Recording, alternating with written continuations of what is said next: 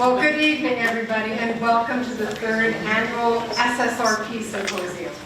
This program and its supporters have grown over the last 3 years, and I want to acknowledge everyone who's helped with that growth. Faculty, staff, coaches, mentors, parents, just to name a few of the many kinds of influences that guide our students.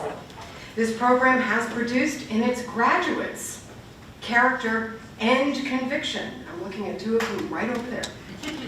Born of commitment, devotion, and unwavering faith in the invaluable quality of intellectual curiosity. I continue to be humbled and amazed by what our students can do, and this year's symposium promises to be awe-inspiring.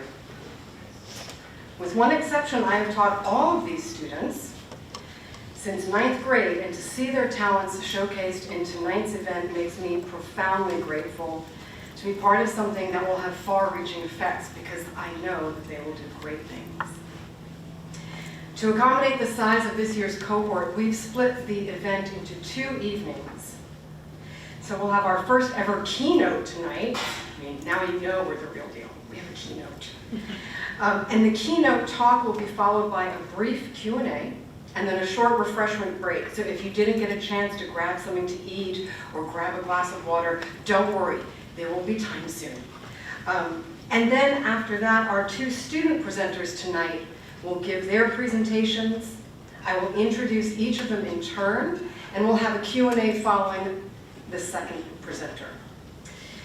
So take notes mentally or literally and prepare for a dynamic discussion for our Q&A sessions. Our first speaker tonight is Dr. Jennifer Nolan. Dr. Nolan is an associate professor of English at North Carolina State University, where she teaches courses on 20th century American literature and society.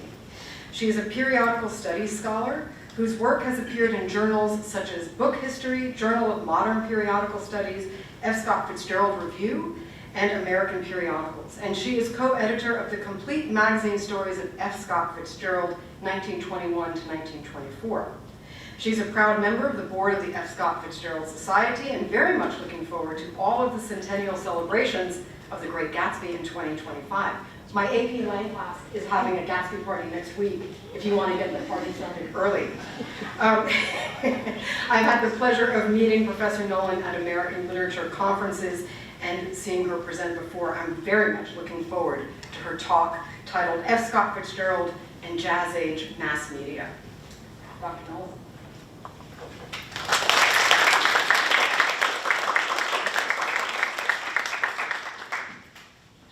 All right, well, thank you very much for having me tonight. Thank you for that introduction, and thank you especially to each of the signature scholars. Congratulations on all of your research and on your graduations, and I'm really looking forward to hearing from Caroline and Audrey tonight. I'm sorry that I can't be here to hear from the rest of you tomorrow. Ballet calls, not mine, my daughter's.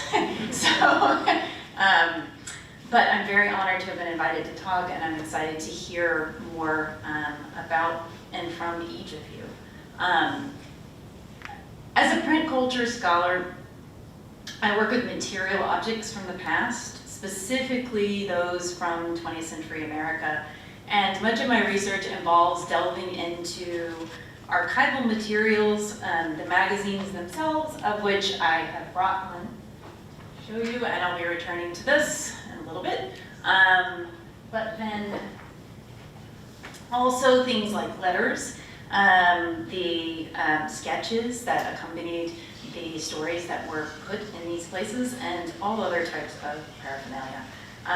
Today I'm going to be focusing on examples from two different examples from my work on F. Scott Fitzgerald's magazine fiction to help demonstrate what we can learn from this type of research. Why Fitzgerald, you ask? Well, Fitzgerald is best known as the author of The Great Gatsby, which of course is celebrating its centennial as noted in 2025. But he primarily supported himself through his publication of short stories in these types of popular magazines. And he found his large audiences there by far, as I will explain. Okay, so first a little terminology. We have the Jazz Age, or as some think of it, the Roaring Twenties, to thank for the terms mass market and mass media in 1922 and 1923, respectively. And of course, F. Scott Fitzgerald himself to thank for coming up with the term the Jazz Age to describe the massive social, cultural, and artistic shifts that characterized the 1920s. It is no exaggeration to say that during the Jazz Age, the popular magazine market held the power and influence to change a writer or artist's life virtually overnight, as happened to F. Scott Fitzgerald, which not only led, in his case, to personal celebrity and book sales, but also attention from the nascent film industry. So 3 of his early short stories were made into silent films within a year of their publication. Tellingly, the word mass media was not created to describe that early film industry, however, as we might think, but rather to describe advertising for popular magazines.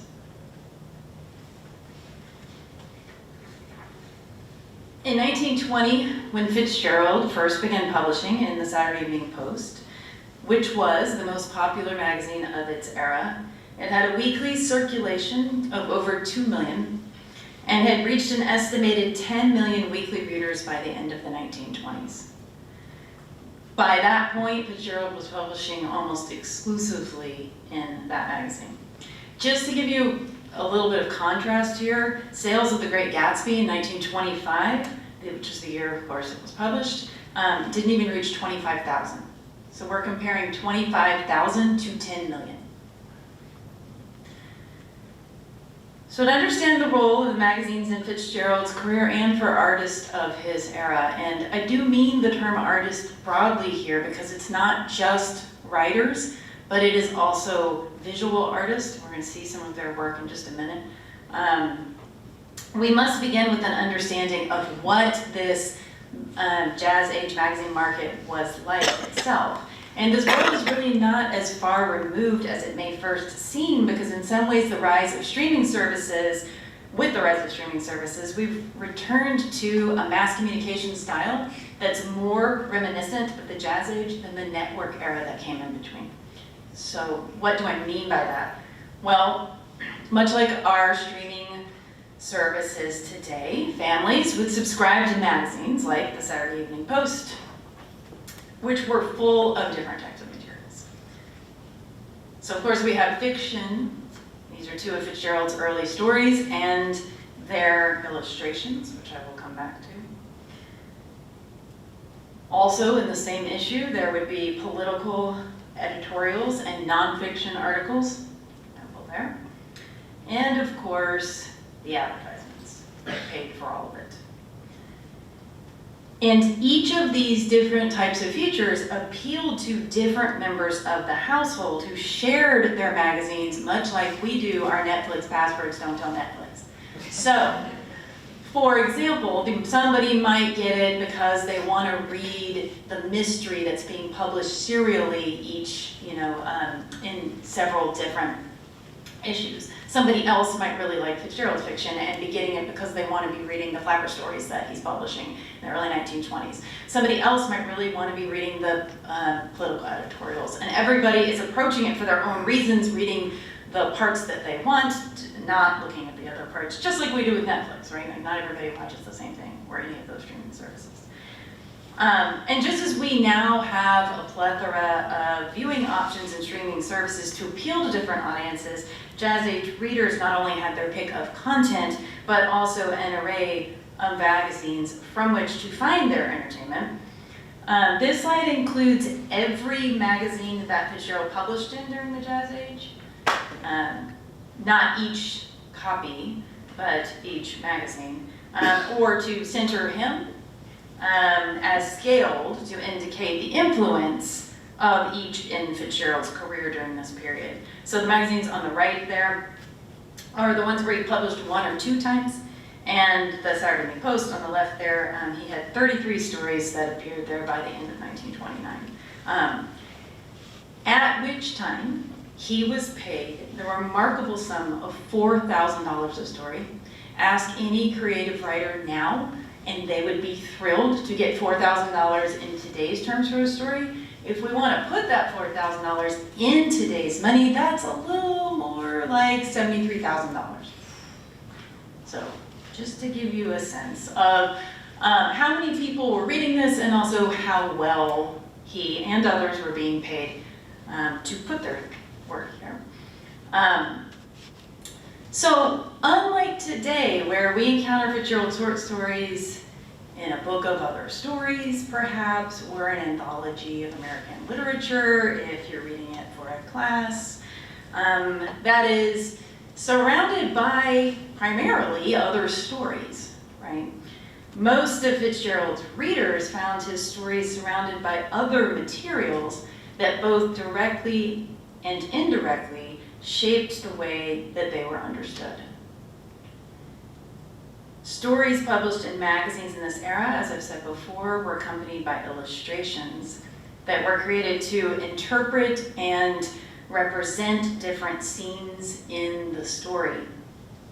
And though these pictures are omitted in modern reprintings of these stories, for readers of these magazines in the 1920s, these images were as much a part of their experience of reading the story as images are in a comic book today.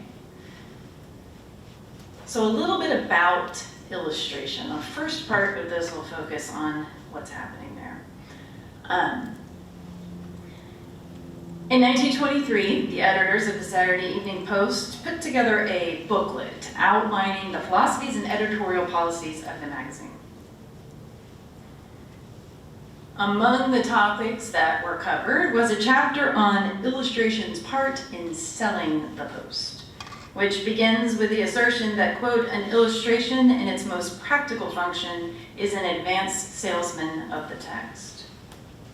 So the editors imagined a reader, quote, standing at the counter of the editor's wares, whose choice of what to engage with is guided almost exclusively by the eye and not as yet the mind. The artists who served as these advanced salesmen included, quote, noted leaders of magazine illustration whose names were familiar to most Post readers. And they were very well compensated for their efforts, just as well compensated as Fitzgerald was. And as famous, well-known, and well-regarded as the writers whose work they brought visually to life. In fact, in many cases, as was certainly the case when Fitzgerald started first publishing his stories in the Post, the illustrators were often much more famous, much better known, and much more well-regarded than the authors themselves, and thus just as likely, or again, even more likely, to attract readers into the story than the author. So it is a fundamentally different way of understanding literature and authorship than what we think of now. So among these artists who were familiar to Post readers is Arthur William Brown. He illustrated Fitzgerald's third appearance in the Post, The Camel's Back, along with The Jelly Bean, which appeared in another magazine, Metropolitan, later that year. He had been a prolific illustrator throughout Fitzgerald's childhood and young adulthood, and his work made such an impression on Fitzgerald that in a 1922 letter to Brown, Fitzgerald recalled in great detail how much he had enjoyed Brown's illustrations for a 1916 novel, so a novel that he had seen 6 years before. And Fitzgerald was delighted to have had Brown illustrate these stories. As you can see by that quote at the bottom there, I like all of your work very much and was tremendously pleased at your illustrations for The Camel's Back and for The Jelly Bean. As Brown's unpublished memoir relates, Fitzgerald, on the other hand, was still unknown to Brown when he received his commission. One day in 1920, the Post sent me the galley proofs of a story to be illustrated called The Camel's Back. So the galley proofs are the kind of, it's where they've prepared the manuscript for publication. It's not yet ready, and they would send to the illustrator so that the illustrator could read it and figure out what to illustrate. Sorry, back to Brown. It was by F. Scott Fitzgerald, a name I had never heard before. I was so impressed with it that I read it aloud one evening to my guest. In their foundational 2006 essay, The Rise of Periodical Studies, Sean Latham and Robert Scholes point out that, quote, periodicals are by their nature collaborative objects. And perhaps nowhere is this more true than in the interaction between fiction and the illustrations that interpreted them in illustrated magazines. So here you see the first 2 pages of The Camel's Back in the April 24th, 1920 issue of the Saturday Evening Post, and you can see that they faced each other, right? Which provided readers with 2 advanced salesmen for this story. The first image, zooming in there, presents a very unhappy couple with a caption suggesting that Perry, that's the man, his attempt to Superman the girl sitting next to him into marrying him at once did not go over so well. While the second image presents a party scene with several smiling, outlandishly dressed participants and the camel promised by the title. While both images are intriguing individually, the juxtaposition of the downtrodden scene with the lighthearted one work well together, in the words of the Saturday Evening Post editors, to arrest attention and then, having halted the reader's eye, arouse their curiosity by raising many questions for the story to answer. Among them, who is this sad couple? What happens to them? What is their relationship to the scene depicted in the second image? And, most importantly, why is there a camel at a party? And remember, of course, for this audience, this is all before they start reading, right? This is what they see. In a feature on illustration for the Saturday Evening Post, revealingly titled, "Yes, We Read the Story," another of Fitzgerald's illustrators, Mae Wilson Preston, usefully compared the relationship between an illustrator and a writer to that of a director and a playwright. Quote, thinking of herself as a stage director, coaching a cast of actors who must cast and act as well as direct. So here, Brown is drawing in the readers by presenting a conflict, while reassuring them that it will be humorously resolved, thereby signaling that the couple's troubles are not going to bring the reader down too much. And while Fitzgerald had no say in the decision, as we saw before, he was evidently delighted to have had Brown illustrate this story. So what the editors realized was that the meaning of literary works in the Post and magazines like them, because all fiction that was published in these magazines was illustrated at this time, most of it, I should say, all of it in the popular magazines. The meaning of these works was created actually in dialogue with the reader, whose impressions in turn were influenced and guided by the illustrations that accompanied them, and by extension by their illustrators, as we see with Brown here. So in the case of Fitzgerald's early illustrators, the familiarity and popularity of their work with Post audiences welcomed in, framed, and shaped the audience's entry into the up-and-coming young author's creative world, and helped to establish his reputation as the voice of a new generation. Okay, so now we go to part 2, which is about celebrity. By 1923, in contrast to 1920, Fitzgerald was sufficiently well established to be a celebrity in his own right. Both of his first 2 books, This Side of Paradise, which had been published in 1920, and The Beautiful and Damned, which was published in 1922, along with the many stories he continued to publish in popular magazines, made both he and Zelda, his wife, household names, as these magazine and newspaper features demonstrate. So what you have on the left there is an announcement from the May 1923 issue of Hearst International.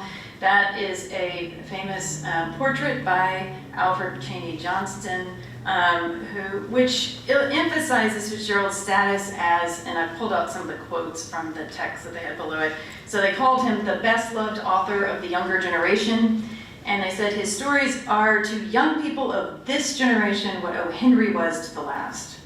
So, and they were promoting him. He had signed a contract, an ill-fated contract, but we won't get into that, to publish a series of stories in Hearst.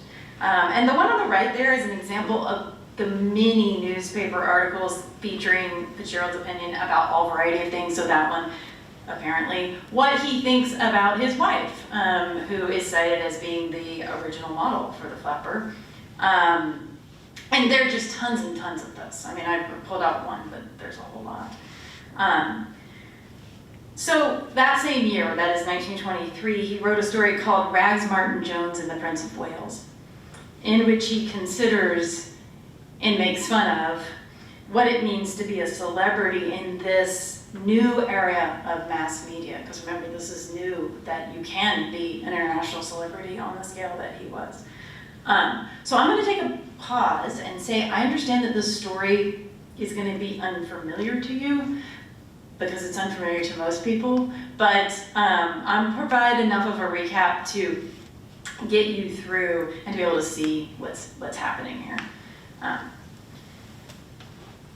So to start us off, we're going to consider two passages, okay? One is fiction by Fitzgerald, and one is a news story. And as you listen, see if you can tell which is which. Okay? All right. So we'll begin first with an arrival. The Majestic came gliding into New York Harbor on an April morning. The very best people in the world stood on the deck and waved idiotically to their poor relations who were waiting on the dock for gloves from Paris.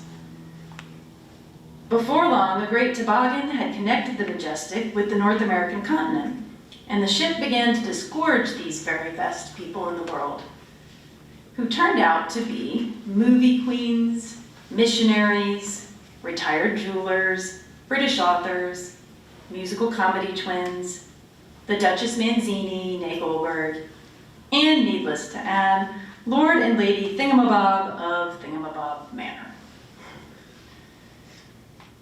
At last, from the watchers on the pier, there arose a long drawn ah, as a final entourage began to stream down from deck B. Rags Martin Jones, after 2 years in the capitals of Europe, was returning to her native land. Tap. Her 105 pounds reached the pier, and it seemed to sway and bend from the shock of her beauty.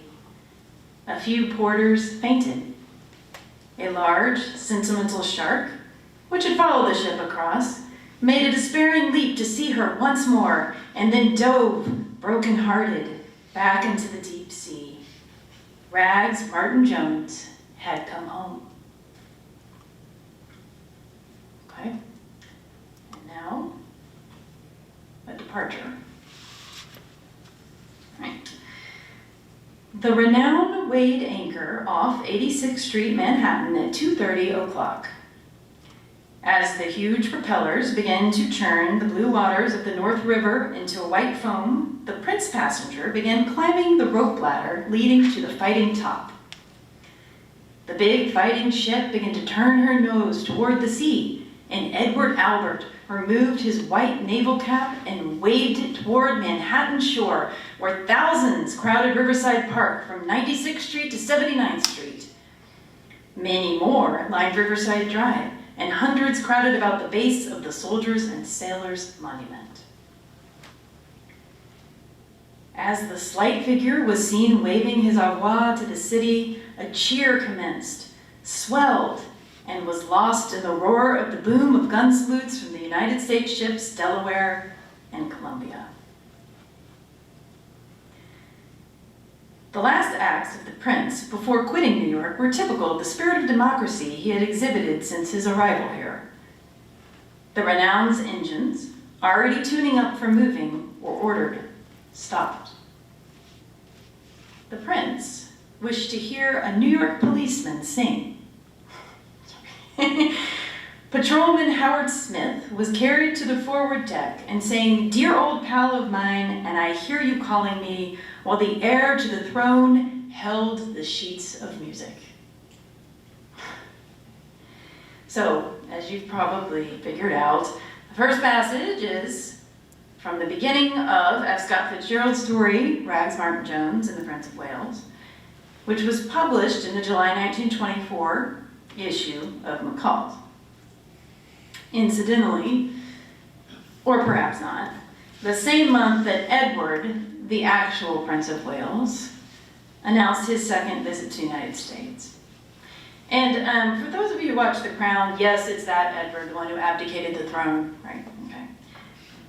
All right. So, in the story, Rags Martin Jones, a world-weary, outrageously rich orphan whose parents had died on the Titanic, has returned to her native New York after 2 years abroad, and she immediately laments returning, claiming no Americans have any imagination. Chased by men due to her wealth and beauty and little else, Rags has all but given up on finding a man who can interest her until John M. Chestnut puts on an elaborate scheme involving the purported Prince of Wales and a murder, and he wins her over. And that's all you need to know about the story for now.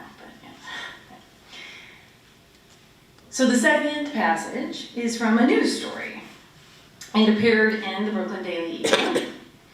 And it describes the actual prince's departure from New York at the conclusion of his first enormously successful visit to America on November 22nd, 1919, which concluded with a farewell message in which he declared himself a proud New Yorker in his own right and vowed to return. Now keep in mind that at this time, coming to America was a much different proposition than it would be now. He had to come over literally on a ship, and so his trips weren't very frequent, and it was a big deal when he did this, as we will see. So, on the same day of the prince's departure, that is, November 22nd, 1919, an arrival also occurred. Perhaps surrounded by less pomp and circumstance, but nonetheless significant for our purposes. On that day, F. Scott Fitzgerald began a 5-day visit to New York City, and could therefore hardly have avoided all of the press surrounding the prince's departure and visit. That is just one example that I showed you. It's everywhere. When reflecting later on the origin of Rags Martin Jones and the Prince of Wales, he noted the gossip about the Prince of Wales, and the beginning of his story is a pitch-perfect caricature of this type of press, as we've heard, the amount of which only increased in the intervening years. Indeed, at the conclusion of the prince's 1924 visit, which was his next visit, the press clippings, and I'll explain what those are in just a second, for his 3-week holiday in New York contained 61,120 items in all, weighing 325 pounds, surpassed in volume only by the press clippings generated from Charles Lindbergh's solo flight across the Atlantic in 1927. That is, only Lindbergh was there more written about than the prince's second visit to the United States. So what press clippings are? At this time, if you were interested in a particular topic, you could ask for these agencies to clip all of the things that were written about whatever that topic was, and they would compile them all for you. So Fitzgerald did this on his own, when he was mentioned in the press in various places, because you can't just look it up online, right? You have to know where people are talking about you. And so this is all of the things written in the U.S. press about this visit from the Prince of Wales to the United States. That is how many things were written about him and just how much space they took up. Okay, so In 1924, McCall's was a well-established women's magazine and was not Fitzgerald's first choice for his story.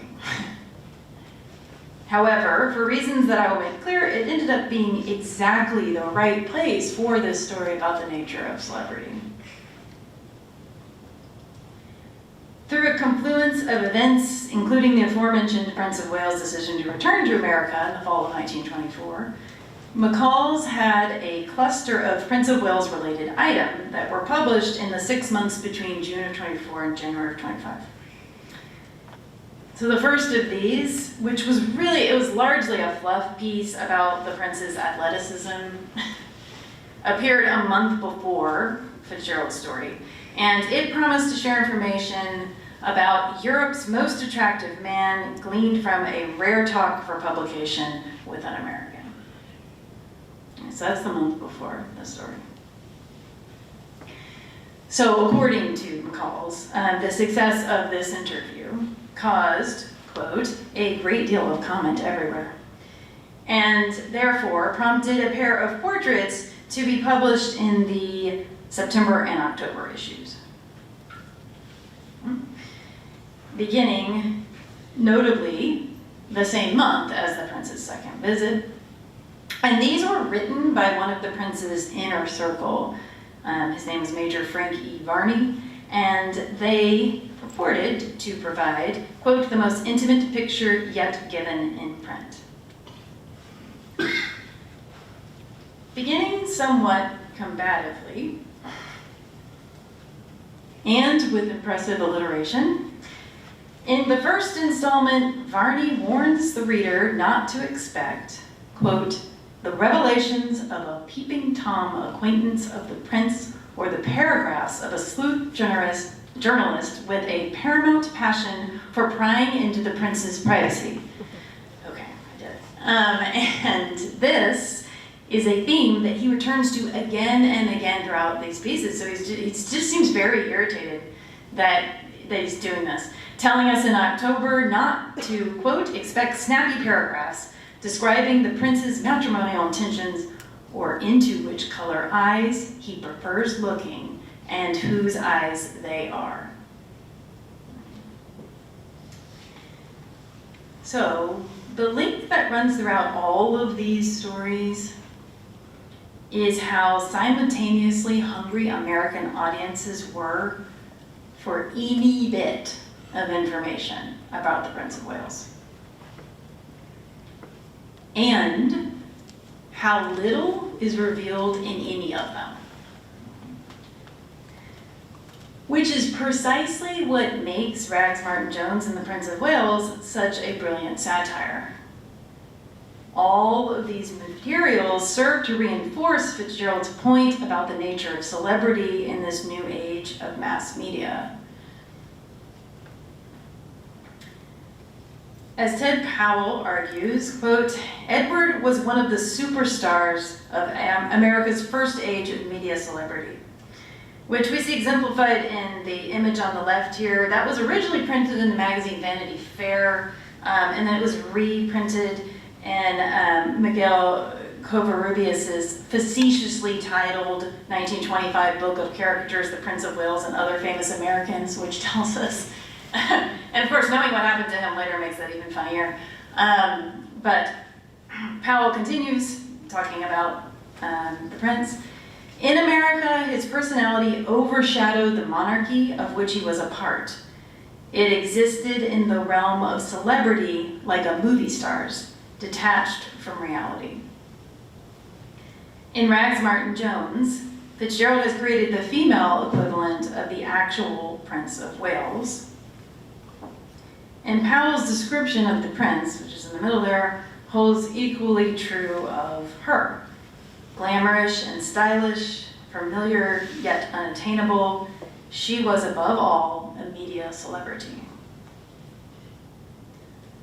So, returning to the historical and print context of the mid-1920s gives this story a new significance and demonstrates how it represents Fitzgerald at the height of his powers of social observation, not only reflecting and anticipating the popular trends of his moment, but also incisively examining celebrity in his age at a time in his life when he himself had achieved this status. F. Scott Fitzgerald's writing and cultural significance cannot be fully understood independently from his career as a magazine writer and his participation in the mass and popular culture of his era. Having access only to anthologized versions of his writing and of others from this era that make little, if any, mention of how and where these works were originally published erases essential visual and cultural context that played a significant role in how these works were read and understood, and of the role that they played in popular culture and society. With the advent of digital tools, access to some of these sources has become easier, and I and other scholars are beginning to examine the impact of these popular magazines, not only on American literature and culture, but in shaping American identity as well. In an era where our mass media is reminiscent in many ways of theirs, these lessons will not only help us to better understand America of the past, but give us tools to understand our own moment as well. Thank you.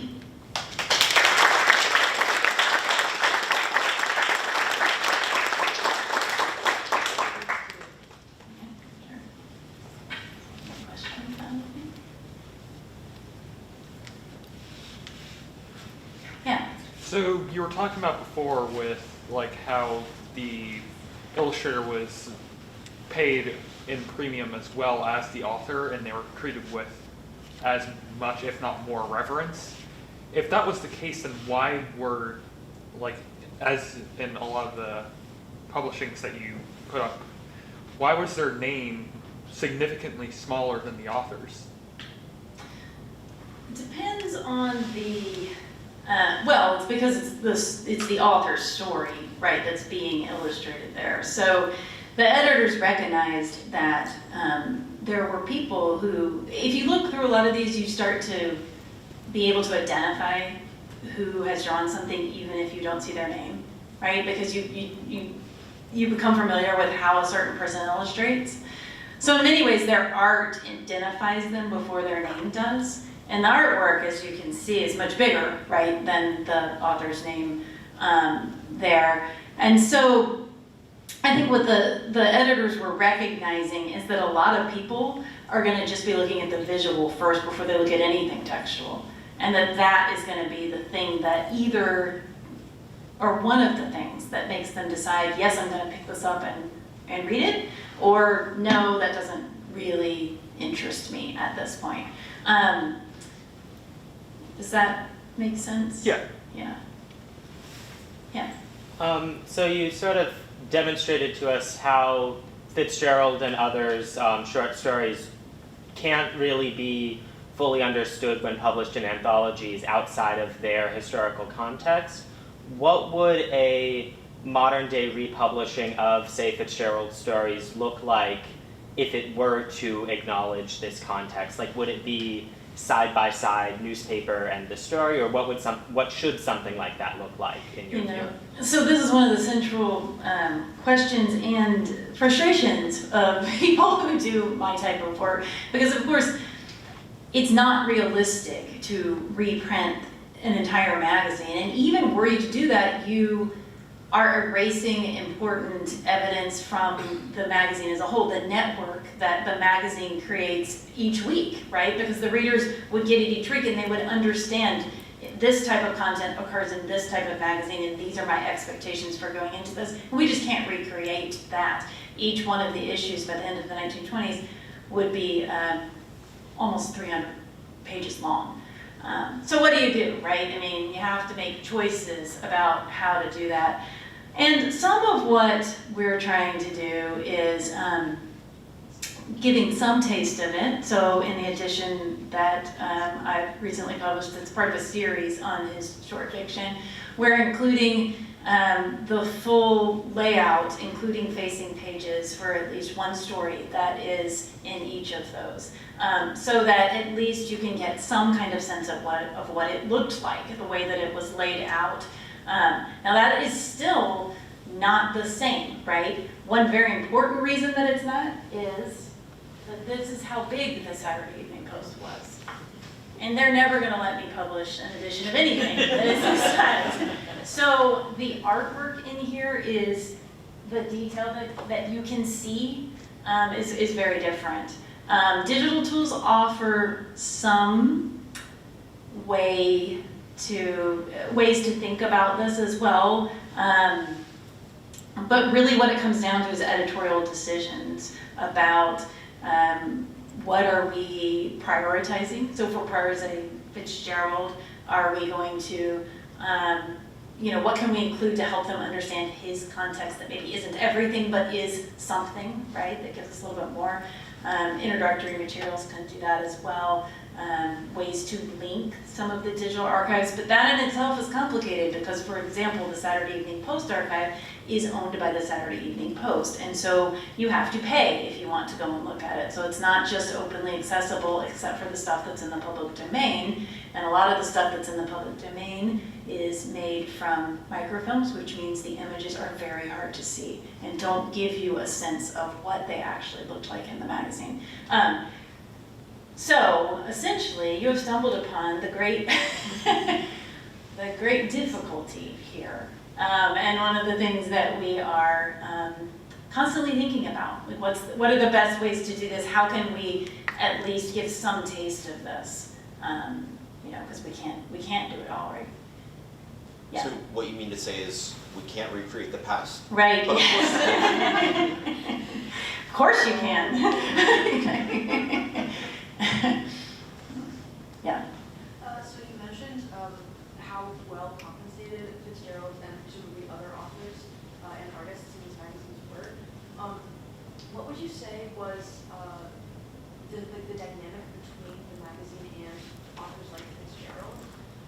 And also, how has that dynamic shifted today? Because a lot of writers, especially writers, certainly are not compensated that well. Oh, yes. When I teach, I have a lot of MFAs who take my grad courses, and they are shocked to hear the number before we consider what it's worth now. So it's very, very different. Depends on the magazine. So the Saturday Evening Post was so powerful that they had what I'm calling a non-contract contract system, in which they essentially said, we're not going to sign a contract with anyone. And what a contract is that you as a magazine say, we're going to pay you X amount, and we're going to have the right of first refusal on the next 6, say, of your stories, and each one we want, we'll give you, say, whatever the amount you've agreed on. So $3,500 for each one of those that we take. And so a lot of the magazines would do that.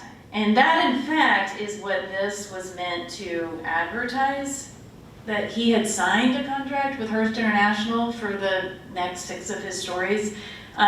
Fitzgerald was not a good contract writer. He in this case, got waylaid into a play that he wrote called The Vegetable that really flopped and didn't write the stories that he said he was going to, so this is not really his thing. But the Post had so much power that they didn't have to do that, and they essentially, how can I say this, bullied people. They would say, you don't, we're not going to give you a contract, and you can of course put your stuff elsewhere, but we don't want our magazine to look like other people's magazines. So if you're publishing in other spaces, don't expect us to keep buying stuff from you. So, you can only do that though if you're like the biggest and you have the most power.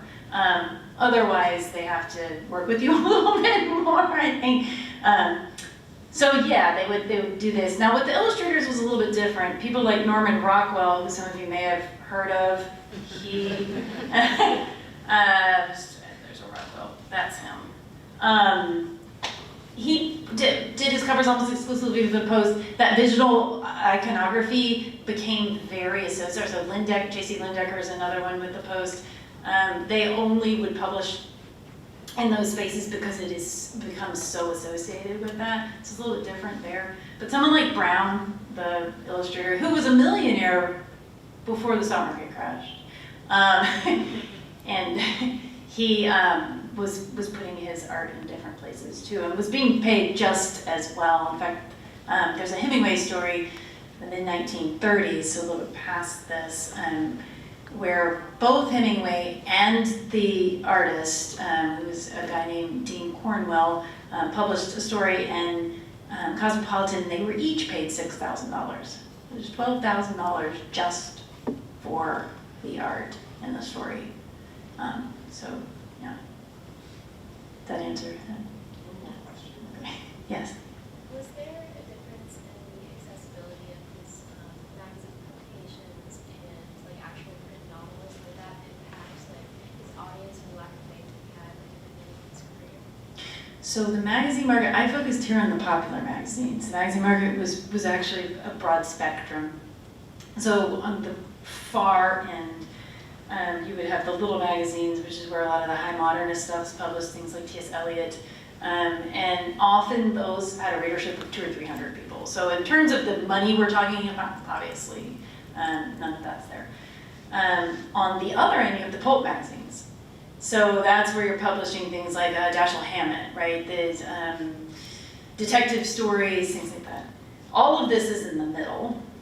And in the middle, you've got the really popular stuff like this, and then you've got stuff that's more like anyone familiar with what the New Yorker's like now? They're called the smart magazines. So he published in that middle range, but he would publish different things for different places. So something that would come out in the smart set, which was a smart magazine in that era, was often more. Sometimes it would be more critical, it would be more not quite as accessible, and he would be paid $300 for it instead of $3,000. So it was, even within his magazine fiction, we see that range.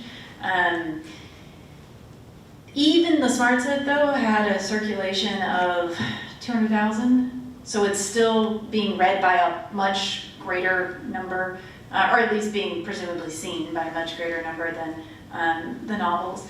And it's less, I think, about, therefore, accessibility. I think something like Gatsby in particular is something that's accessible on many levels. You can read it pretty surface level and get a lot from it, and you can read it really deeply and get a lot from it too. And something like This Side of Paradise was huge with people in the late teens, early 20s. That book really is what put him on the map as like the voice of the young generation. So it wasn't particularly inaccessible either. I think it's just more about money. And these big magazines really, it's advertising that's paying for this. Incidentally, that's what Fitzgerald was doing before he started publishing. He tried to be an ad man to make money. It made him very sad, so he stopped and went home and put it, and was able to have that overnight success I talked about. But yeah, sure.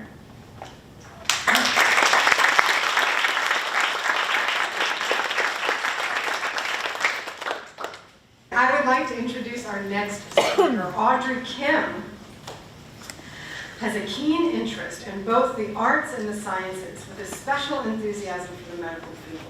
In her free time, Audrey can be found gaming, singing, or creating digital art. Among her many honors earned at O'Neill, she is a member of both the Cum Laude and National Honor Societies, and a National Merit Scholarship finalist. Also an active member in the community, Audrey was a golf coach for First Tee and has enjoyed being a part of the travel team for Model UN and Science Olympiad. She will be attending NC State this fall as a Centennial Scholar and honor student, majoring in textile engineering. Her talk is titled De-Genderizing Video Games, the Stereotypes, Perceptions, and Experiences of Girl Gamers.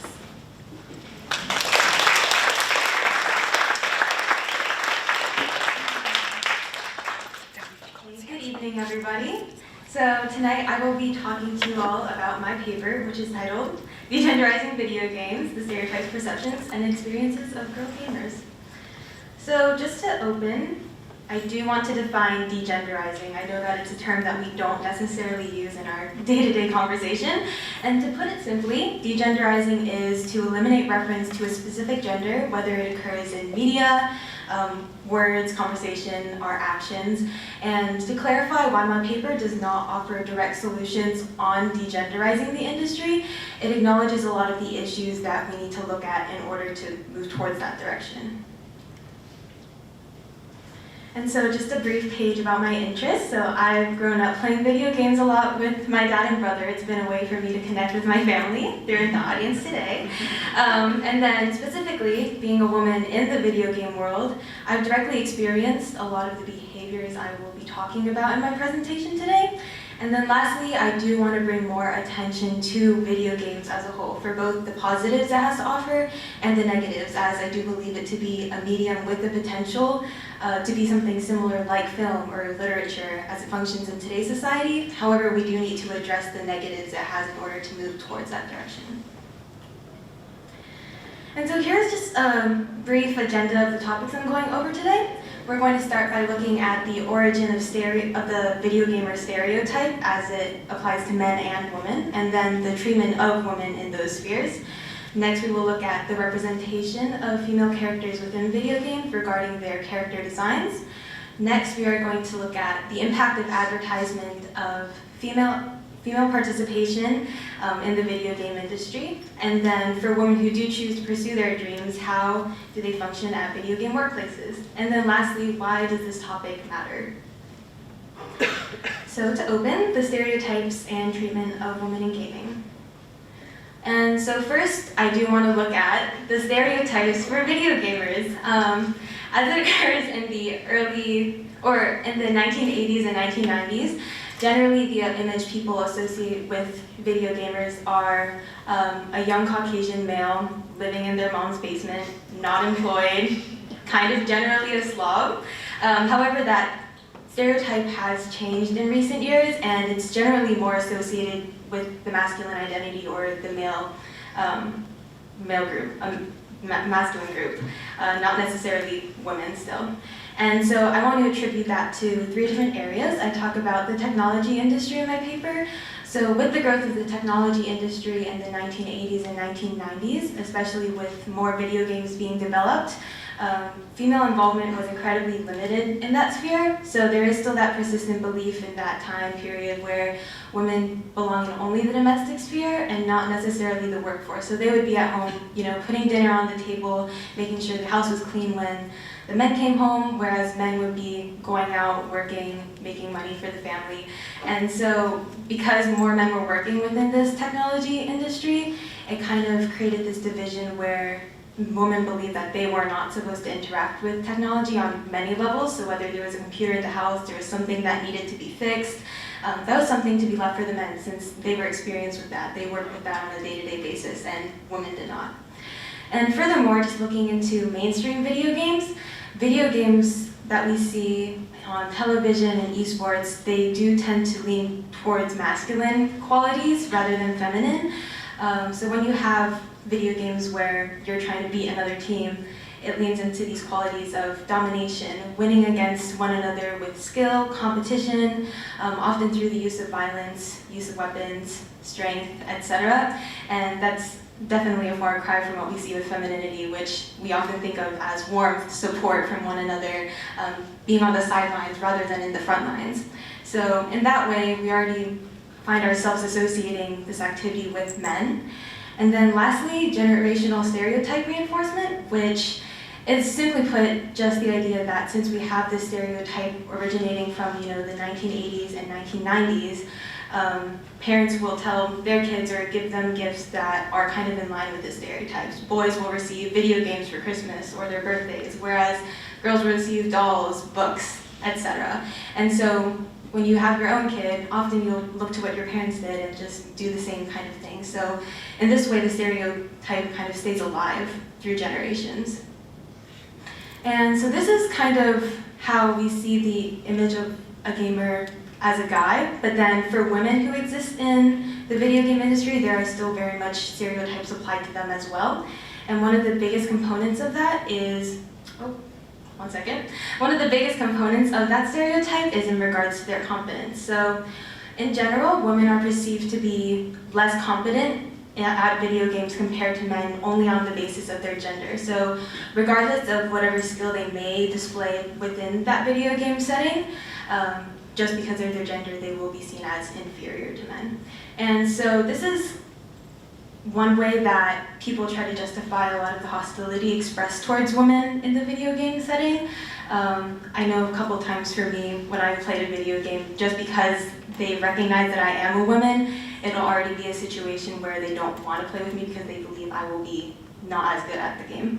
And so this is just one of the examples of prejudice towards women, and just one of the examples of bad behavior that are expressed towards this group, which I will go more into depth on the next slide, which kind of looks at the treatment that women physically face in the video game world. So women often face harassment, which can be sexual or otherwise, death threats, mocking insults, and condescension. And to be clear, this doesn't just apply to women. Men also face this kind of behavior. However, it is shown that women suffer from this kind of behavior far more often, and often to a far more severe degree. And a lot of the times, this kind of treatment will come from their gender rather than because they are playing not as well as another person. And so because of these behaviors, this leads to 3 different strategies women employ in order to prevent this behavior from occurring in the first place, which I can't go into detail, but the 3 are opting out, muting gender, and limiting network involvement. And so these are ways that women do avoid these 4 bad forms of treatment. However, it doesn't actually subvert any gender norms of any kind. It only kind of places them on the periphery of the video gaming community and not actually moving towards a more inclusive environment. And so with all of these kind of treatments and hostilities in mind toward women, it does actually manifest in very real, physical, and dangerous consequences for people who try to speak out and move towards that more inclusive community. And one of these examples is Gamergate. And so Gamergate was an internet harassment campaign that occurred from 2014 to 2015, and it was mainly against women in the video gaming community. It initially started with the video game developer Zoe Quinn, and she developed this game called Depression Quest. And what had happened is she got an excellent review from a gaming journalist platform online, very reputable, known as Kotaku.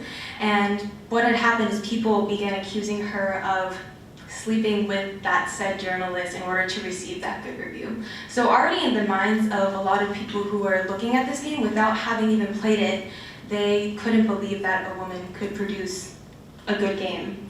So in this way, it is a reflection of that hostility of the gaming community towards women. And this wasn't only expressed towards Zoe Quinn. This happened to many other prominent women in the gaming community, such as Anita Sarkeesian, she's a feminist gaming activist in the community, and a lot of the times these women would be put into danger because people were sending death threats to them. They were revealing very personal information about them online, so they often had to stay with relatives or book rooms at hotels, and they couldn't live at home safely. And so that kind of transitions me away from talking about how women physically suffer from this hostile environment to how women are actually represented in this medium itself. So there is a gender disparity in terms of how many or what characters you can play in video games, there are often more male protagonists or characters you can play for who are male rather than female. And so I cite from 2 different examples. So with mainstream multiplayer online video games, there are often wide rosters of characters you can select from. And so my example here, I'm pulling from League of Legends, which is an extremely popular video game that has been around for about 15 years. So it lasting that long is a testament to its popularity. Out of its 166 characters you can play from, only about 64 of these characters are female, which is about 38-39% of that character roster. And that means there is a 20% difference between female and male characters, which is about 34 characters, to put it into perspective. And so while Riot, the developer of League of Legends, has been making leaps to improve this, gap, because they have released more female characters and colored female characters such as Senna, there is still much work to be done. And in regards to story games or single-player narrative-based video games where you don't necessarily have 166 characters to play from, you're locked in on one character and following a story with them, there's also a gender disparity. So I talk about E3, which is a video gaming convention that was last aired in 2021. It was unfortunately canceled after that because of its lack of popularity after COVID. However, at the 2020 E3 convention, only 18% of video game protagonists had exclusively female protagonists. And even beyond that, those who were presenting these new video games at this convention, only about 23 of the presenters themselves were also female. And so this is important to recognize because although there is also a percentage of video games where you can create your own characters, there's also that percent of only being able to play a male character.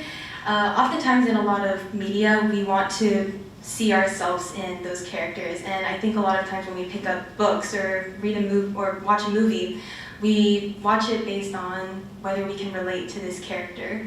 And so even though almost 50% of the video gaming audience are actually female, there is just a huge disparity of video game companies actually creating video games for that 50%. It's all leaning towards men or being able to create yourself. It is a huge thing to ask your players to specifically play this one gender, something that may be outside of your sphere.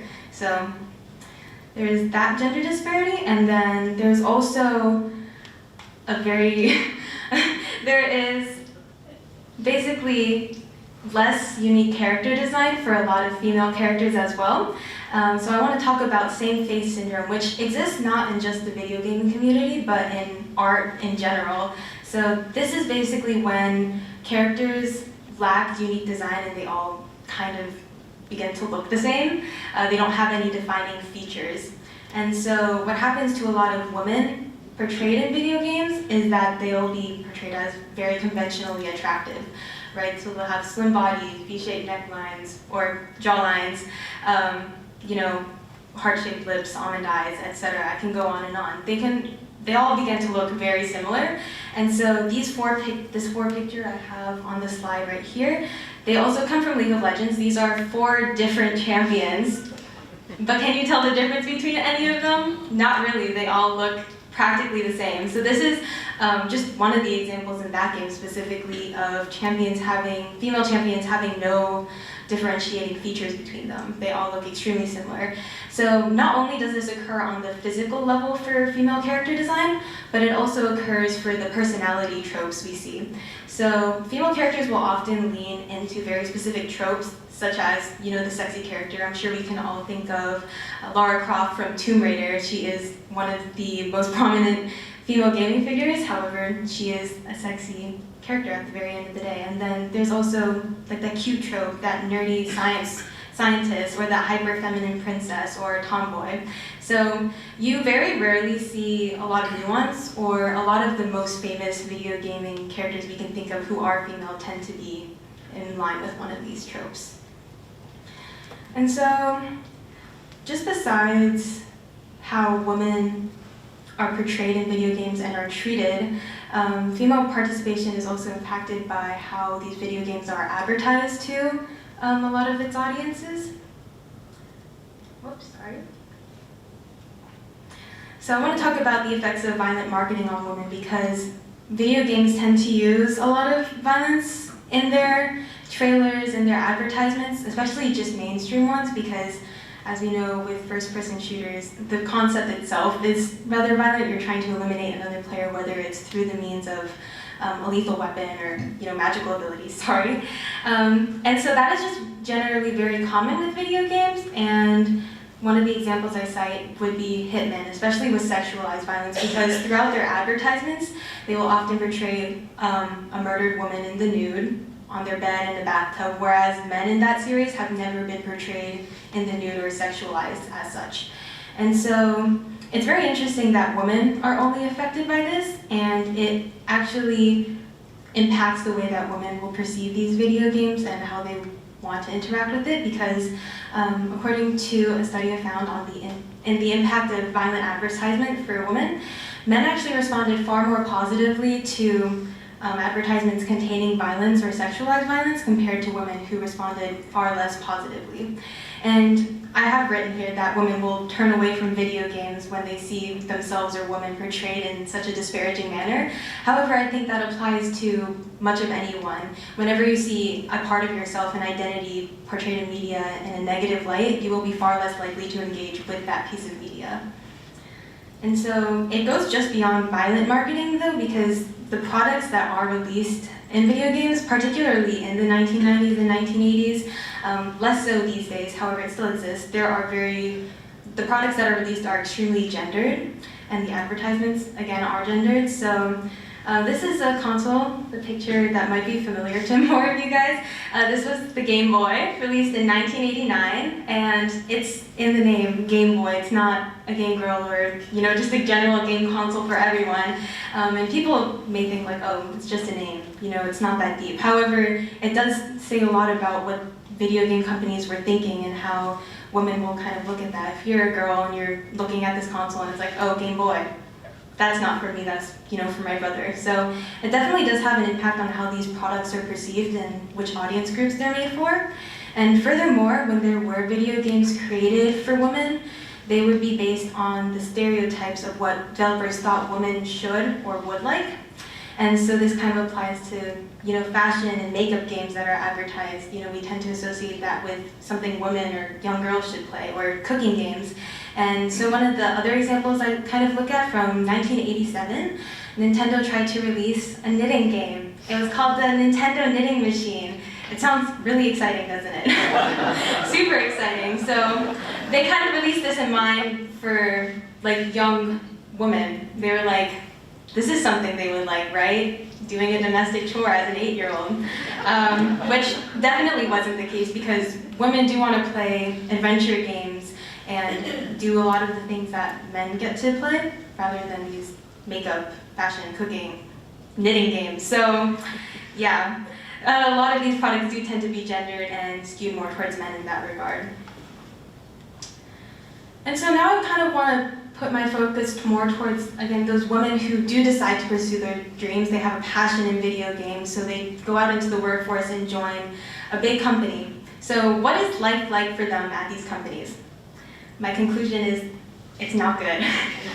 They are not having great work lives at these companies. So I look at 2 company scandals. So I have the logos here for Riot Games and Blizzard Entertainment. These are some of the leading video game companies in our industry today. They are responsible for video games like League of Legends, World of Warcraft, Valorant, Overwatch is maybe more familiar to the younger audience. However, they're billion-dollar companies and they do not have a very welcoming work environment for women. In fact, in 2018, for around the same time for both of these companies, women who used to work at these companies filed lawsuits against them for sexual harassment and general sexual discrimination in the workplace because it existed at almost every facet of their lives there. Whether it occurred in promotions, so women who had the credentials, had been doing their job well, been working longer, men who were newer and didn't do their job as well would often be promoted first. And even at the hiring stage, women would be turned away before men because in the minds of a lot of the hires who, again, were men, if they didn't play the same games as them or weren't a hardcore gamer in terms of like they played something, they didn't play just Candy Crush, they would not be a good fit for the company because they just don't play games like we do, even if they had all the correct credentials and were perfect for that position they were looking for. And even in just general workplace or interactions, women would be dismissed for a lot of their ideas. So in the Riot lawsuit, a woman interviewed and cited a case where she had an idea and brought it up at a workplace meeting. However, it was completely dismissed. All the guys laughed at her and they didn't want to look at that idea or take it seriously. However, when she told a male coworker of hers to present that same idea to them at a meeting, they loved that idea. So it was very clearly prejudiced towards women and it was just not welcome.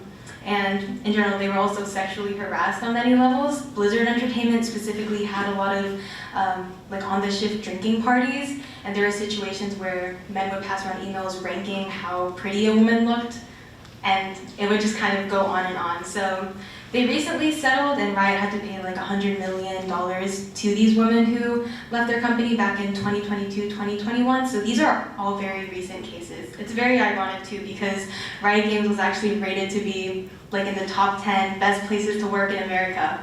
They meant not for women. So it's not inclusive for them. And so why is this topic important? It's definitely not something like, oh, we need to find the cure for cancer or something like that, or fighting for, well, this is fighting for civil rights, but it's important because I think that this is a reflection of the societal progress we've made in subverting gender norms. For something like this to occur in an activity meant for everybody, a leisure activity even more specifically, I think it's absolutely very concerning for a lot of the people. And these biases also impede complete digital citizenship for women. So the ability for women to freely use the internet responsibly and to use spaces however they like. They can't do it completely because of these biases they face.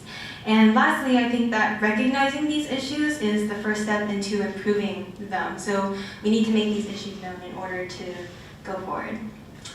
So thank you, and I have a slide for my discussion questions, and also I'm going to open the floor to any other questions or comments you would like to make. Thank you.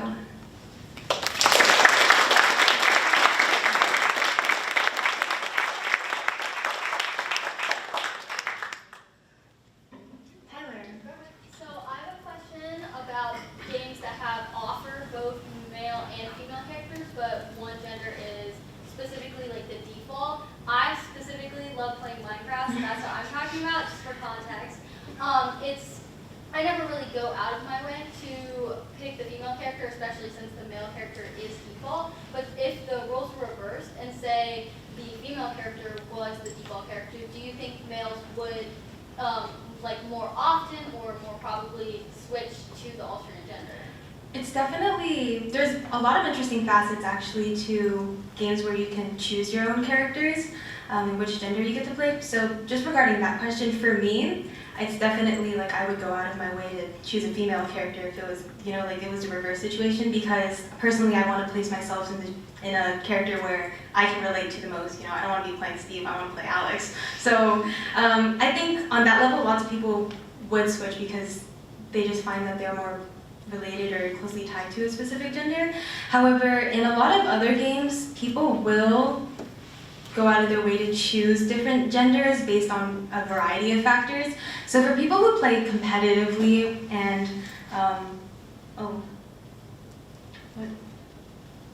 did the screen turn off? Yeah, we did. Push the button on the bottom right of the screen.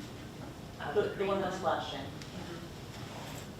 Class all over. Okay, we're good. There's multiple Okay, where was choices I? So there's a lot of different facets for that go into the decision of what kind of gender you play. So some people, if you're playing competitively, there's a thing called speed runs, which is trying to complete the game the fastest you can. People will choose a female avatar because it is advantageous in terms of having a smaller model, so you won't get hit by as many abilities. So people will choose different models based on that. However, another interesting thing is that women will also go out of their way to choose a male avatar because they don't want to be outed as a girl in that environment. This happens a lot in World of Warcraft. Men tend to be very hostile to female players in that video game, so they'll choose a male avatar in an attempt to not make themselves known as a girl and receive kind of the treatment I talked about. But then also I've read some interviews where people just say, oh, I like the female aesthetic better than the male aesthetic, so they'll just choose based on that too. So it definitely varies person to person. Ms. Callahan. So to kind of, I've been hearing recently about the Assassin's Creed. I wanted to just kind of hear your thoughts based from your vantage point of having done all this research on the current controversy. I actually haven't looked that much into it, No? so I'm not sure Okay. if I'm too aware of that controversy at the moment. I'm sorry. Yes. So, sorry. Towards the beginning of your presentation, you were talking about how games are typically like even designed at their like core objective level to be more violent and be geared towards domination as an objective in order to like appease to a male audience. How, like, what would you say would be the process in order to degenderize like objectives like that? Well, it's interesting because, well, first of all, I only mentioned those games because those are what is seen in mainstream media, because those are what can be streamed to large amounts of people in terms of like competitive gaming. Like we have that rise in esports where there's physical competitions much like sports competitions. So that's definitely what people see the most. However, if we were to move towards degenderizing it, truly, I don't think that we can degenderize that topic in general. It's just shifting the culture of how we, perceive women in the video gaming industry and world. That first and foremost, they shouldn't be seen as inferior just on the basis of their gender. So it's not necessarily the fault of the video game itself, I would say, because although they do tend to lean more towards masculine coded qualities, it's not necessarily the game that's at fault. It's just that's the audience it attracts. So it's the people that first and foremost need to change, which is an overtime sort of thing, I think, because we can't just tell people to change. It doesn't happen like that. Okay, Caroline? Okay, I don't know. I think Max, you were raising your hand too before, right? Yeah. Okay, Max. Sure. Sorry. You referenced an interesting concept, which is digital citizenship, particularly of women relative to the sexism that's seen in the gaming industry. With companies like Apple or Meta trying to bring the idea of VR digital citizenship from a gaming context to like a metaverse digital reality thing, do you foresee, or what sort of issues do you foresee with the collision of a gaming community with a maybe less gaming but just very digitally active community like people who use the Apple VR headset when those two things began colliding with regards to degenderizing, especially like as actual literal workplaces move to being entirely online or in like a metaverse? Is that a connection that you see with regards to the difference in experience by different genders? I think that's an interesting question. That's definitely something difficult, I think we'll need to approach. However, I do think that there won't necessarily be new social issues with the two being, more integrated with each other, because we already see that there are general online communities that aren't necessarily associated with gaming that do also hold kind of sexist views, I feel. So I guess I cite a lot of time on general communities like Reddit, Discord. There are just general sexist behaviors towards women regardless of whether it's a video game community. So in that sense, I don't feel that a gaming community merging with, like metaverse and the Apple idea of like a digital citizenship will pose completely new issues, but just that those are things that we're still going to have to solve, if that makes sense. Yes, thank you. No one.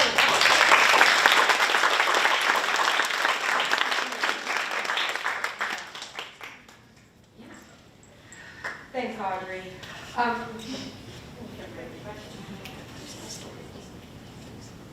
If you didn't get to ask your question to Audrey, hold on to it. We'll have the Q&A after Caroline's talk. Caroline Acker is the president and co-founder of the Film Analysis Club and a member of Model United Nations. She also belongs to the National Honor Society and has served on the selection committee for O'Neill's literary publication, The Blackbird's Eye. During her summer, she interns at a historical archive in New York. Outside of her academic pursuits, Caroline is an avid guitar player, visual artist, and creative writer. In the fall, she'll be attending Oberlin College under the merit-based John F. Oberlin Scholarship. And she plans to major somewhere in the discipline of English. Her talk is titled The Rhetorics of Retelling, How Ancient Greece Was Transformed into a Tool of Western Hegemony.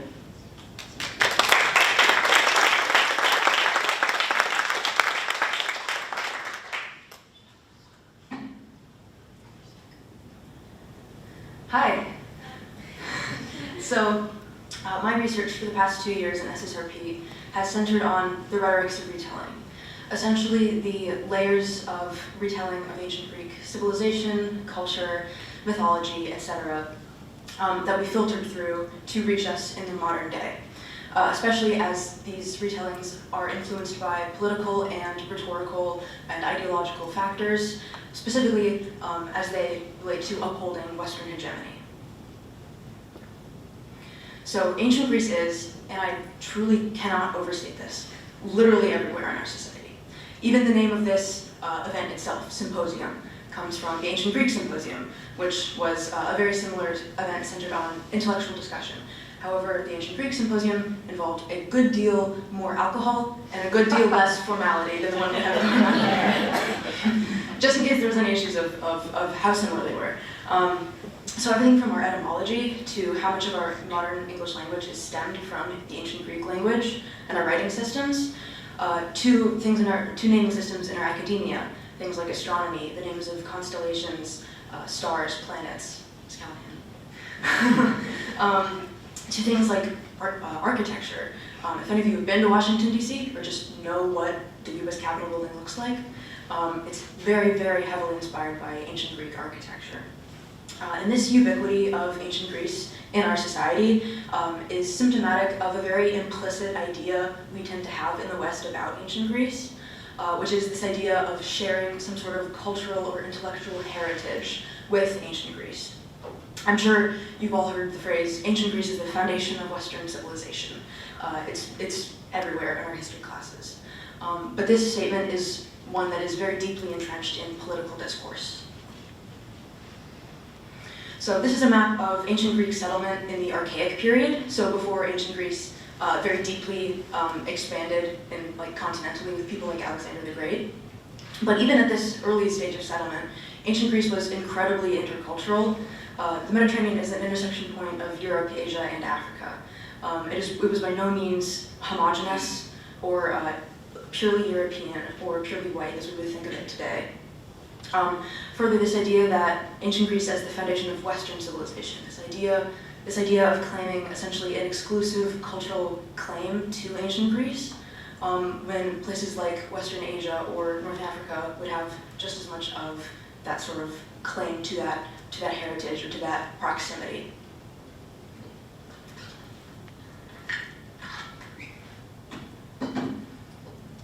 So a lot of the sort of roots of these ideas and how we view ancient Greece in the West today relate to the idea of Western cultural hegemony. Totally fine if you haven't heard that word. It's probably a concept that you'll pick up on even if you haven't heard the particular vocabulary. So hegemony is essentially the dominance of one group over another. So when we talk about cultural hegemony, it's generally more implicit, more societal, as opposed to very explicit forms of hegemony, which relate to things like militarism or imperialism.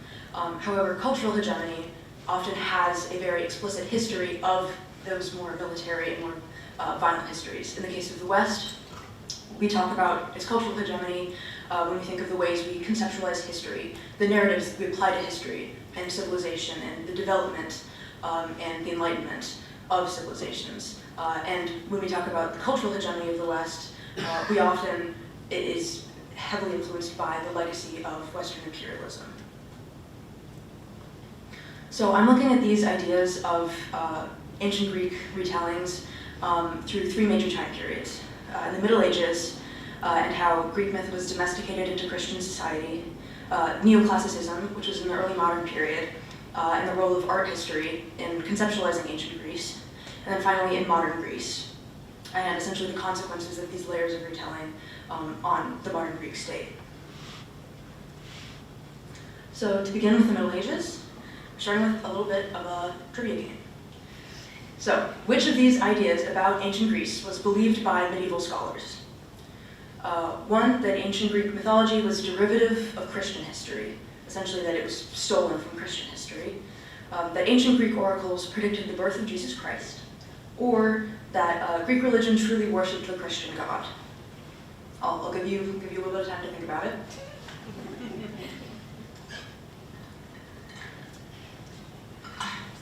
Okay. Who thinks it's the first one? All right, who thinks it's the second one? And who thinks it's the third one? A lot of people didn't vote. They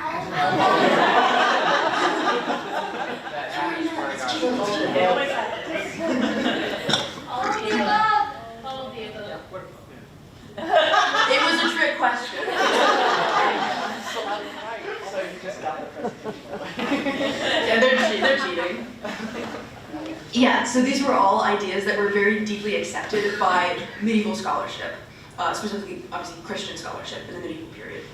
And as you might have been able to see, there's a pretty explicit commonality in all of these ideas. The idea of creating a link between ancient Greece and Christian society. So this urge to sort of create this proximity between Christian society and Greek society touches on a political urge that underlines a lot of classical reception in Europe and elsewhere. The idea of evoking the prestige of ancient Greek civilization. This is by no means a phenomenon exclusive to ancient Greece. It's applicable to any large, prominent, militaristically or culturally influential political body. But as ancient Greece fell under those constraints, it's very applicable to the interactions with ancient Greece.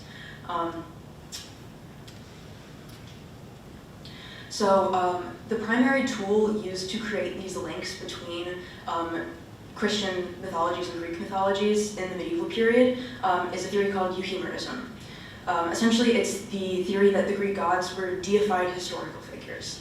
That the pantheon was not fully based off of the imagination of the society, but that they were real historical figures that were basically ascended to godhood in the cultural consciousness due to their often political or military influence. And medieval Christian scholars embraced this methodology of examining Greek myth because, to quote historian Karl Brenner, it explained the gods' existence in a way that did not admit divinity. Essentially, it was a safe method of being able to interact with Greek myth without the religious contradiction of this very, very heavily and homogeneously Christian medieval society, without having to deal with the contradiction of pagan belief systems in their study of it. And by the end of the 19th century, euhemerism had essentially been entirely transformed in Europe to mean these attempts of trying to link Christian and Greek society. So looking at examples of euhemerism in action in the medieval period, Sir Walter Raleigh, same Walter Raleigh that created the capital, or that's named after the capital of North Carolina, his book History of the World, which was, again, history book, world history book, he employed euhemeristic scholarship in his analysis of the parallels between Adam and Eve and Kronos and Rhea. Adam and Eve are the original humans in the Christian Bible. Kronos and Rhea are titans in Greek mythology. You may have heard of Kronos as the guy who tried to eat all of his children, but outside of that mythological story, Kronos and Rhea are associated with harvest, agriculture, the symbol of the sickle. They're both primordial forces. They're originators of these very important bloodlines, very similar to Adam and Eve as originators of these bloodlines associated with agriculture and the garden.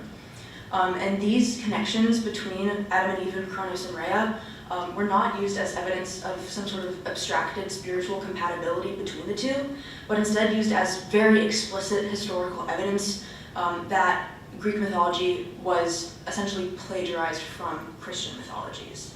This was this narrative that it was a perversion of history stolen from Moses, to quote historian Nicholas Rebecus. And the Italian Renaissance after the medieval period can be explored as a reflection of the social successes of euhemerism during the medieval period. So this is an art piece by Raphael called the Parnassus. It is a fresco, and it portrays the Greek god Apollo at the center, surrounded by figures both from Greek mythology and of like the contemporary Italian Renaissance landscape. And it's called the Parnassus as it is set on Mount Parnassus, which is a religious site which was a religious site in ancient Greece. And it was made during the Renaissance by Christian Italian Renaissance artists, but it was featuring this very explicitly pagan iconography. And the Parnassus is actually a fresco in the Vatican. It was painted onto the walls of the Vatican. It's like 2 doors down from the Pope. And it's like this idea that like these very explicitly religious pagan figures could coexist in this Catholic space, which was certainly not a dynamic of religious acceptance that was mimicked in other places of Catholic doctrine at the time. So this idea that this was essentially an exception, or that this was sort of a phenomenon that was separated enough from its religious context so as to exist entirely separate from it. So moving on to our next time period, neoclassicism, and the role of our notions of art history influencing our view on ancient Greece. Another trivia game. I promise this one isn't actually a trick question this time. There is a right answer on this one. So only one of these sculptures is an example of ancient Greek art. All 3 of the rest of them are from different civilizations. I would like you to guess which one is the Greek. Some of you know it. You're not allowed to cheat. I'm seeing whispering. So we'll give you some time to think, because it's a tough one. Maybe, depending on what you think. How much you know about art history.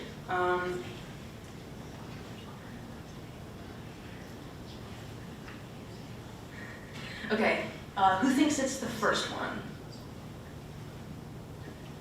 Okay, who thinks it's the second one? Who thinks it's the third one? And who thinks it's the fourth one?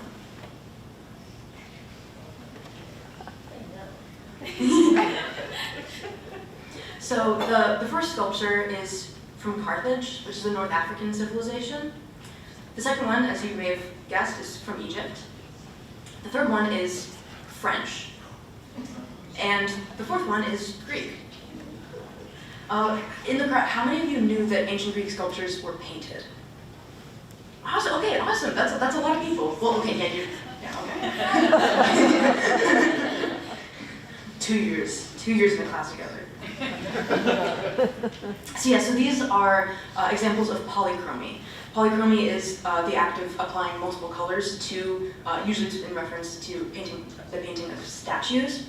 And these are tanagra sculptures from ancient Greece. And they're some of the only surviving examples we have of like fully preserved original Greek polychromy. Because as you can imagine, the millennia separating us from ancient Greece means that most of that color has fully decomposed. But these are some of the few very well preserved examples we have. So despite this knowledge of polychromy, we've known about this since the 1800s in reference to Greek art. Why is our vision of Greek art still predominantly colorless? Why do we have this sort of vision of like the pure white marble statue?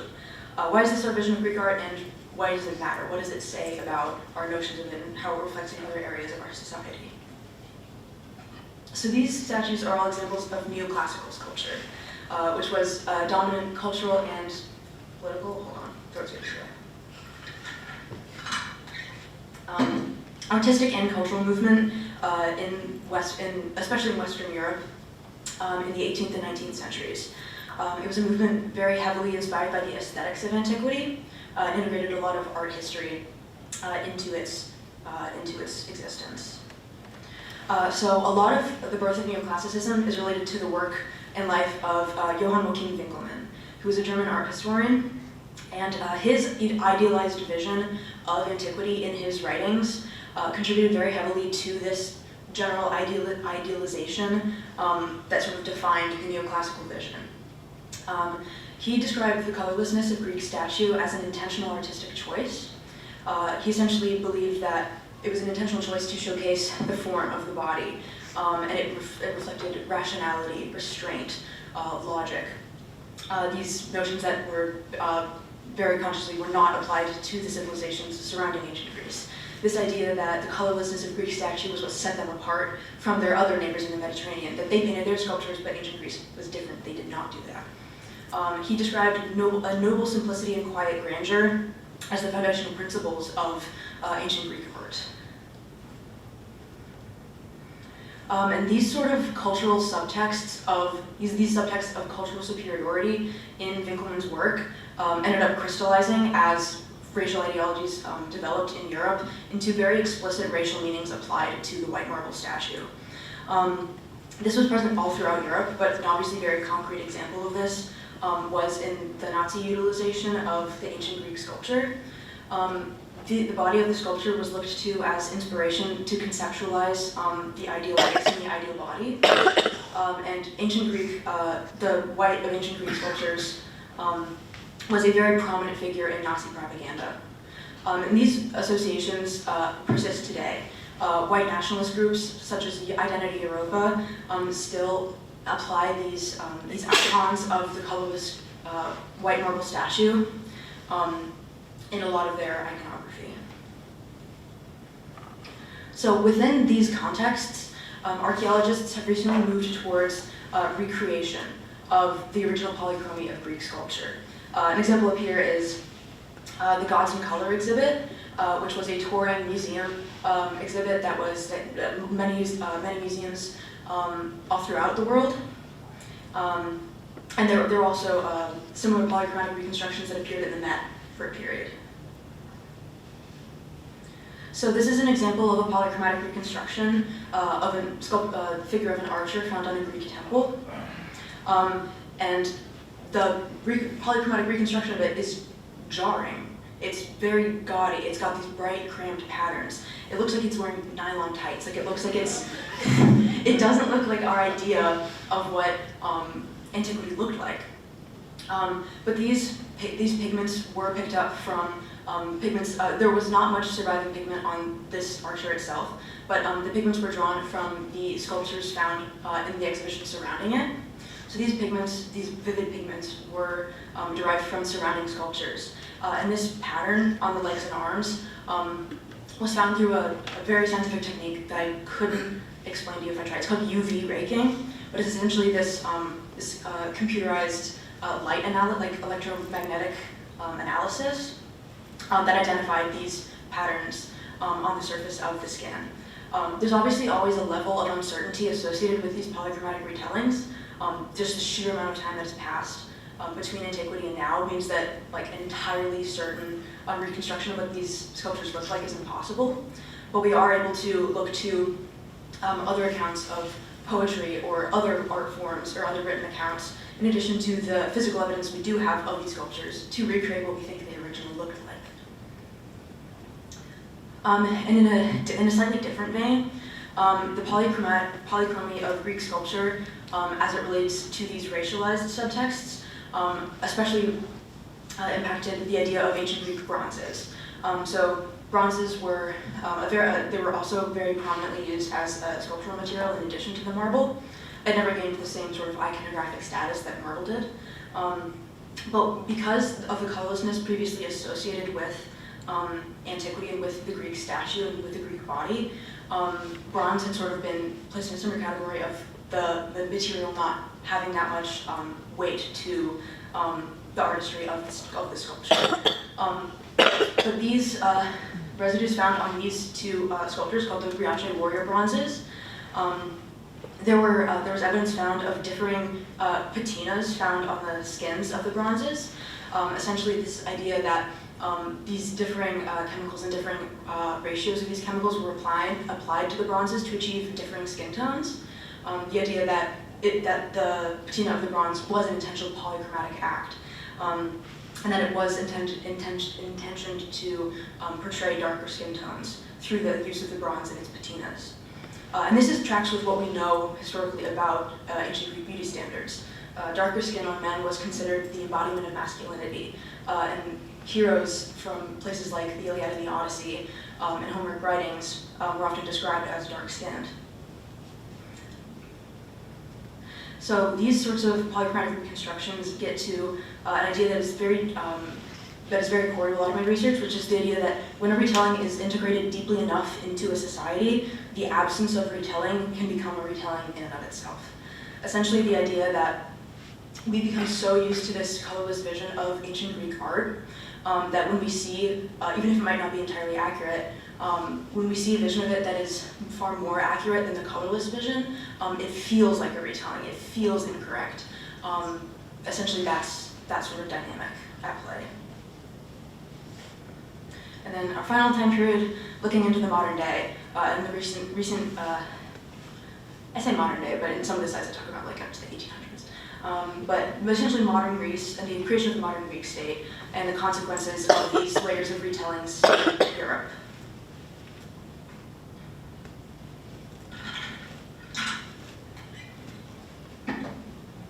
So a dynamic that defines this sort of time period is an idea coined by the classical historian Louis Ruprecht, the agony of inclusion.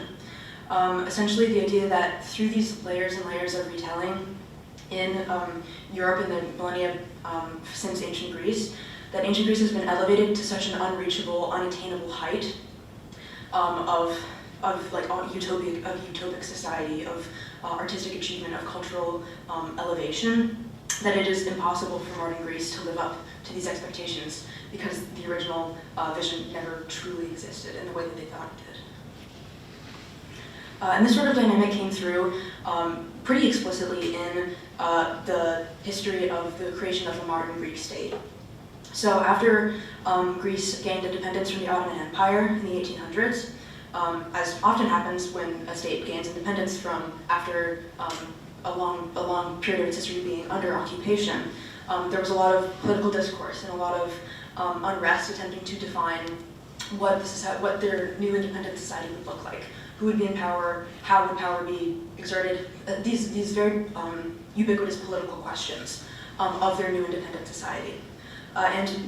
Major European powers saw this unrest going on and decided to go about a strategy that is unfortunately very common in European history, which is to attempt to solve these problems without talking to the people that the problems occurred. So these major European powers, such as Britain and Germany, held a conference in London that was fully absent of any Greek presence, and they decided essentially the future of their leadership and their political future without talking to any of them. So a German prince, Otto Friedrich Ludwig, ended up being the first leader of the modern Greek state, as opposed to someone from Greece. And in a lot of the obviously very politically contentious future of Otto Friedrich Ludwig's leadership, there were many architectural projects that accompanied this general, essentially, rebuilding of an independent Greece. And a lot of these architectural projects attempted to rebuild Greece, not necessarily just in a context of independence from an empire, but specifically in reference to the ideas, the broad European ideas of what ancient Greece, or of what Greece should look like. The idea of recreating it in the image of this civilization that had been millennia ago. Not that many millennia, but millennia. Millennia is a long time. Greek author George Zarkadakis describes these architectural projects as creating essentially a Disneyland of Greece, especially of Athens in particular. This idea of creating a romantic theme park that complied with what these German architects believed ancient Greece believed what Greece should be. And with this history and with the relationships between Europe at large and Greece, narratives of de-evolution became very common, very ubiquitous. It's a general argument of cultural degeneration, of this idea that the modern Greeks are not as good as the ancient Greeks, that the ancient Greeks had all of these like immense and incredible philosophical and intellectual and democratic and political and architectural and like all of these like amazing ideals that were absent, or at least at the very least degraded in their society in modern Greece. And these ideas of cultural degeneration quickly tailspinned into narratives of racial degeneration. Especially this idea of ancient Greece and its proximity in the Mediterranean, especially to the Middle East, and this idea of making the modern Greeks an amphibian race, of this idea of being degraded from the original racial purity that was visualized in Europe generally. And this, again, this concept of influence from the Middle East or of North Africa as a corrupting force in modern Greece ignores a very potent idea that in ancient Greece, which is that ancient Greece was multicultural, that ancient Greece was influenced by the Middle East and North Africa, and that this ancient Greek civilization was by no means homogeneous. So that it ignores that historical reality of antiquity. So some key takeaways of my research and of this presentation essentially relate to the ideas of Eurocentrism in classical academia and in our ideas of classics at large. So the idea of building a future of classics that moves away from this Eurocentrism. And I'm just in gaining awareness of the political subjectivity behind a lot of these ideas that we take for granted, and these historical narratives that we just accept as truth. And especially when we're dealing with something as cloaked in uncertainty as ancient civilization, and these ideas of being able to grasp the subjectivity of these sorts of ideas. And then I have some discussion questions, or any other unrelated questions. My discussion questions, what relationship exists between academia and the development of specific narratives of history? Or what are other examples of modern political contexts that ancient Greece exists within? Or again, a secret third thing. Any other sort of question?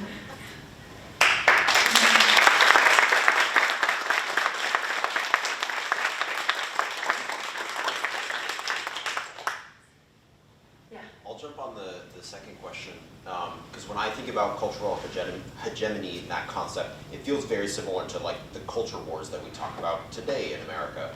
And I very frequently, and probably to the chagrin of my family, try and talk too often about, I think that the classics actually are kind of a breeding ground for the culture wars today, because it seems on one side that you see, I at least see the rise of the popularity of classical education in America. Oftentimes, not all the times, these schools are very conservative, and you see I've seen this mentality of we need to bring back Odyssean manhood into America, and these sorts of, and trying to revitalize the sculptures and things like that. And then on the other side, you see in any bookstore all of these modern retellings that seem to come from leftist lenses, oftentimes trying to add LGBTQ representation to Greek myths and things like that. And it feels like the left and the right are battling for ownership of many of these tales to push the culture wars. And I'm curious how you see these things, in the modern day, especially as they come to retellings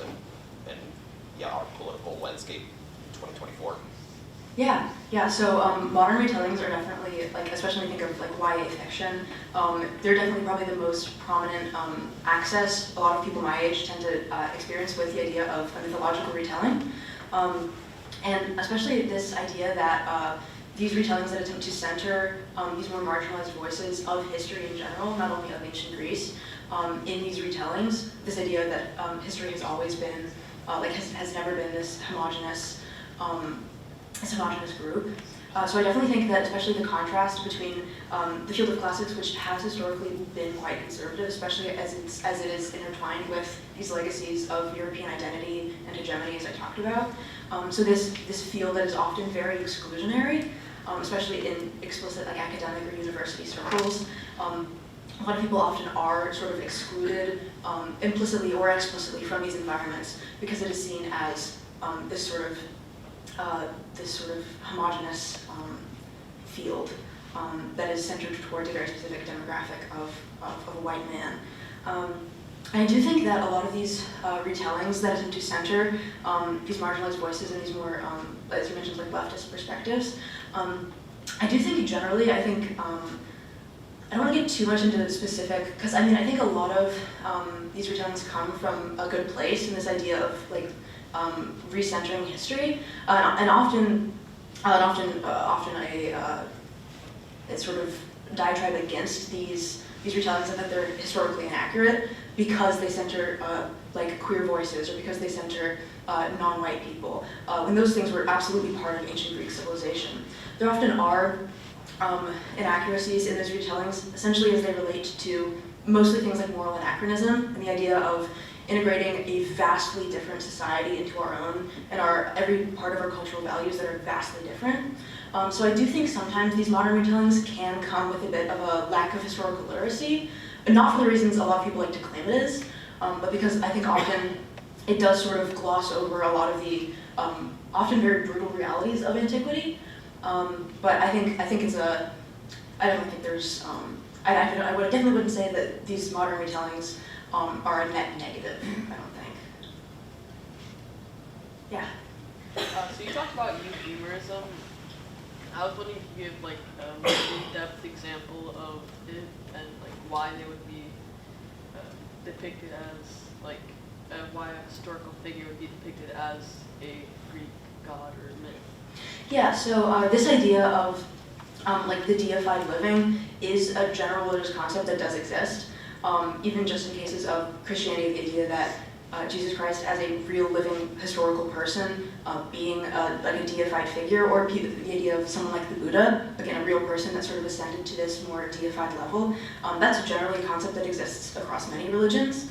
And I think this application of those ideas to specifically the ancient Greek pantheon, again it was often rooted partially in an idea to attempt to explain how they got these very specific figures and these specific mythologies out of these figures that are often embodiments of some sort of biological or natural force. So I think, I do think that, so are you mostly asking essentially like an example of euphemerism, or? Yeah. Yeah, so I think there were many accounts of specifically Zeus being a very prominent Athenian leader, of this idea that these prominent city-states, or that these prominent politicians were like rose to their place in the pantheon according to that. So this idea of Olympians as these major gods, and then other gods outside of this major pantheon being lesser, but still having some sort of place within that narrative. The issue with most of these examples of euhemeristic scholarship is that although there were some legitimate attempts at euhemeristic scholarship, especially during ancient Greece, most of it branched very deeply away from these narratives with the medieval period, as I talked about, how it doesn't necessarily relate as much to this idea of trying to legitimately explain these pantheons as much as it is about more political or religious ends, essentially. Just to follow up on this, to clarify for myself, the origination of the Greek gods, were they actually considered gods at the origin, or were they actually people that were deified? Yeah, so unfortunately, because this is such like an infinitely old religion, it's really hard for us to be able to know with any complete certainty. The Greek gods generally tended to not be written about in a way that was very grounded in the like political, cultural realities of ancient Greece, which means a lot of scholars have turned away from euphemerism because they exist in such a separate sphere. Because Greek mythology features both gods and mortal, essentially ordinary characters. So there isn't obviously an exact consensus, but generally euphemerism is by no means the dominant view of the origins of Greek myth. So there's not, in cases like, for instance, like Buddhism, where it's a very concrete idea that this was a real human person that was deified, but this idea that it's looking for attempted explanations for this question that we really don't have any very concrete answer to. Yeah. So, what do you think was the big central cause of like Greeks, like ancient Greek society being so glorified and widespread in Western society today? Was it more Alexander the Great, his conquest of trying to Greekify literally everything that he touched, or was it more the Roman Empire's adoption of Greek or Greek society? Yeah. So, whoops. Oh, sorry. That's a spoiler for tomorrow. Yeah. So, I think I'm briefly going to talk about. I have a lot of things to say about Alexander the Great. It's not really related to your question, but I do want to talk about Alexander the Great. But yeah, I think a lot of it has to do with that thing I mentioned briefly, of this idea of political prestige, especially with the Roman Empire. This idea that the Roman Empire, when it colonized Greece, already was enacting this sort of narrative of the cultural prestige of ancient Greece. So with its colonization, with its adoption of many aspects of Greek myth and society and culture, as many know about historical mythologies, the Roman pantheon is almost identical to the Greek pantheon, just with the names being different. There are some distinctions, but they're very, very, very similar. So this idea of Rome adopting so many of these features of ancient Greece, already in an attempt to embody this sort of political prestige, and with the expansion of the Roman Empire and its massive, massive military and like geographical expansion and successes, I think a lot of that prestige was sort of transferred throughout Europe by the Roman Empire with its sort of levels of proximity to ancient Greece. So because we feel like ancient Greece and ancient Rome are so linked in the imagination, even though they were distinct societies, but they did share enough similarities that those sorts of layers were sort of moved on from society to society. Brief thing about Alexander the Great. Alexander the Great actually didn't have that large an influence in Western hegemony. Most of Alexander the Great's empire moved east.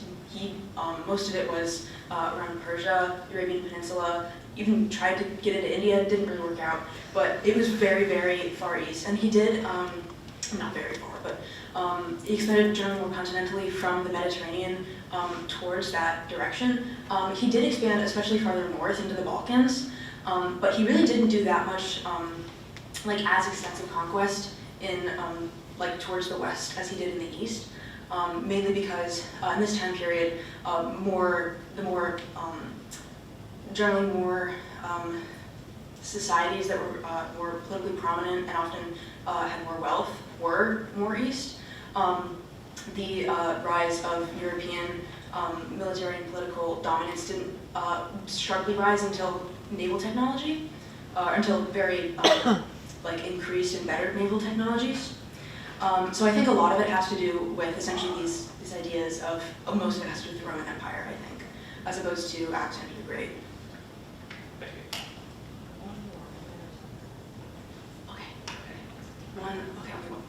Yes.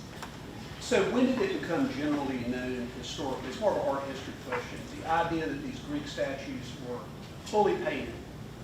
Because you brought up the Winckelmann slide, which was a great slide about incorporating it into European history in that age. So when did it become known that the statues were painted? Yeah. As a general concept. Yeah, so the very first very concrete archaeological example of Greek polychromy came in the 1800s with the uncovery of a head on an Aegean island. It was only a head. It did not. There was a temple collapse, and with that collapse, there was a lot of damage to the structures. But because it was buried under these layers and very isolated from the environmental stressors around it, that meant a lot of the polychromy on the sculpture survived.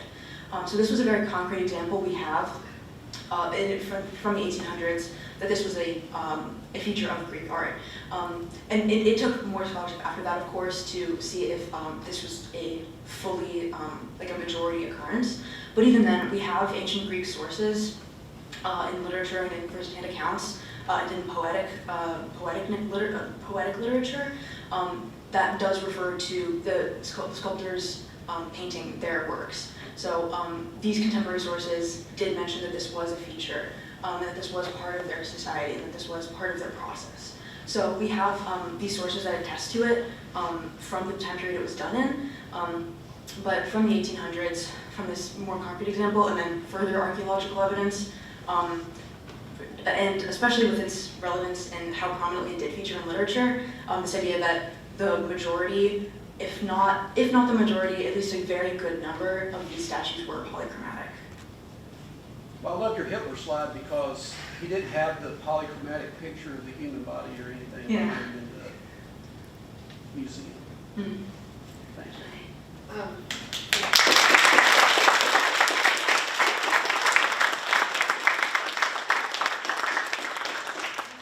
We're going to have three presenters tonight, our three student presenters. And I'm going to introduce them in turn. And after each presentation, we'll have a little Q&A, and then we'll have another short refreshment break so that you can stand up and stretch your legs and maybe get another yummy plate of food if you like before we sit back down. Some of you were here last night, and so you heard my introduction. Some of you are here tonight for the first time, and so you'll hear it new. I apologize if you heard the same thing last night, but I do want to just acknowledge that this is the third annual SSRP Symposium, and the program has grown every year, which is, I think, extremely exciting. And I want to honor and acknowledge the people who've helped with that growth, right? Faculty, students, coaches, mentors, parents, everybody who's been involved in influencing all of the young people, scholars that you'll see this evening. The program has produced in its graduates character and conviction. We see two graduates of SSRP sitting back there. See you guys. All of these students have dedicated themselves to the pursuit of knowledge for its own sake, and I think that that's a valuable and honorable thing to do. And I wanted to acknowledge that too. I'm going off script. I tell you guys never to do that. You see, this is what happens when you do it. So I'm going to stop doing that now. Here's my introduction. If you don't know me, by the way, I'm Dr. Nicole Camastra, and I'm the director of SSRP. That's what I'm doing up here. We've switched our order around, so not to surprise you, but we're going to have a different order for student presenters tonight. Tyler Pastor will go first. Rachel Wolf will go second. Luke Harper will be our final presenter for the evening. And I will introduce them in turn. So Tyler Pastor is a regional and state recognized science Olympian with a main focus on the event forensics. She serves as the senior class president and is the president and chapter founder of Mu Alpha Theta, a National Math Honor Society. She is the 22nd recipient for O'Neill's Helen Pringle Holmberg Scholarship and was nominated for the Junior Builders Cup of Moore County. In the fall, she will be attending Davidson College and will be majoring in genomics and bioinformatics. Her talk is titled The Science of Justice, the Past, Present, and Future of Forensic Science.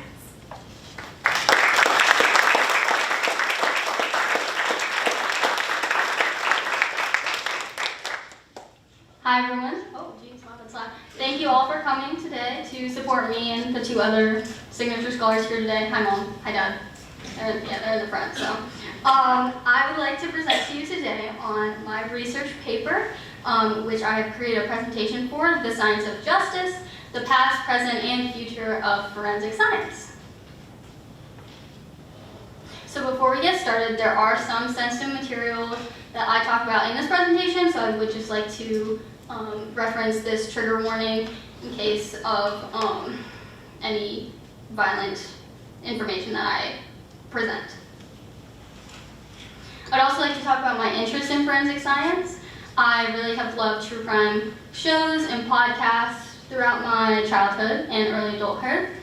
I also have done several forensic science summer camps, as well as intro to criminal justice with Mr. Wenzel over there. He came back to see my presentation, and I believe that it is my way to contribute to society in an effective manner. So these are the topics that I address in my paper. Obviously, we do not have enough time for me to talk about all of them, but I would like to list them here in case any of you find any of them particularly interesting. So the first part of my presentation that I would like to speak to you about is the history and integration of forensic science, specifically into the United States criminal justice system. So, kind of going off of Caroline's presentation, I love giving quizzes because a lot of the teachers here are to support me, and they love giving me quizzes. So I thought I would turn the table on them. So, which civilization do you guys think was the first to use fingerprints as a form of identification? How did you know? It's almost like I gave this presentation to them. That's correct! It is the Chinese that were the first to use fingerprints as a form of identification. So obviously at that point they weren't trying to solve crimes in the way that we were, but they were using it to kind of identify people. Specifically artists and people with high recognition, they would use a thumbprint in order to authorize the document or the piece of pottery. So here's an example of a piece of pottery that had a fingerprint on it to show kind of like a signature that they had created this and it is authentic. And as you can see, fingerprints in ancient China to now have evolved a long way in how we use them. So the way that they were integrated into the criminal justice system is actually a very interesting story. So before the use of fingerprints, we used a method called the Bertillon system. And this was created by Alonzo Bertillon, who was a French scientist. And basically how it worked was they would use specific measurements of the body. So a length of a finger, the length of your forearm, the length of your head. But there were two main problems that this method had in the United States when it was used here. Number one, we're not that familiar with the metric system, unfortunately, except maybe Miss Callahan and a few science and math teachers over here.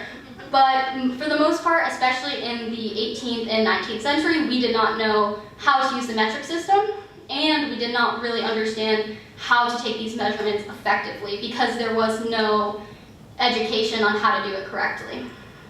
So that was being used for several decades before a kind of situation happened at Leavenworth Prison.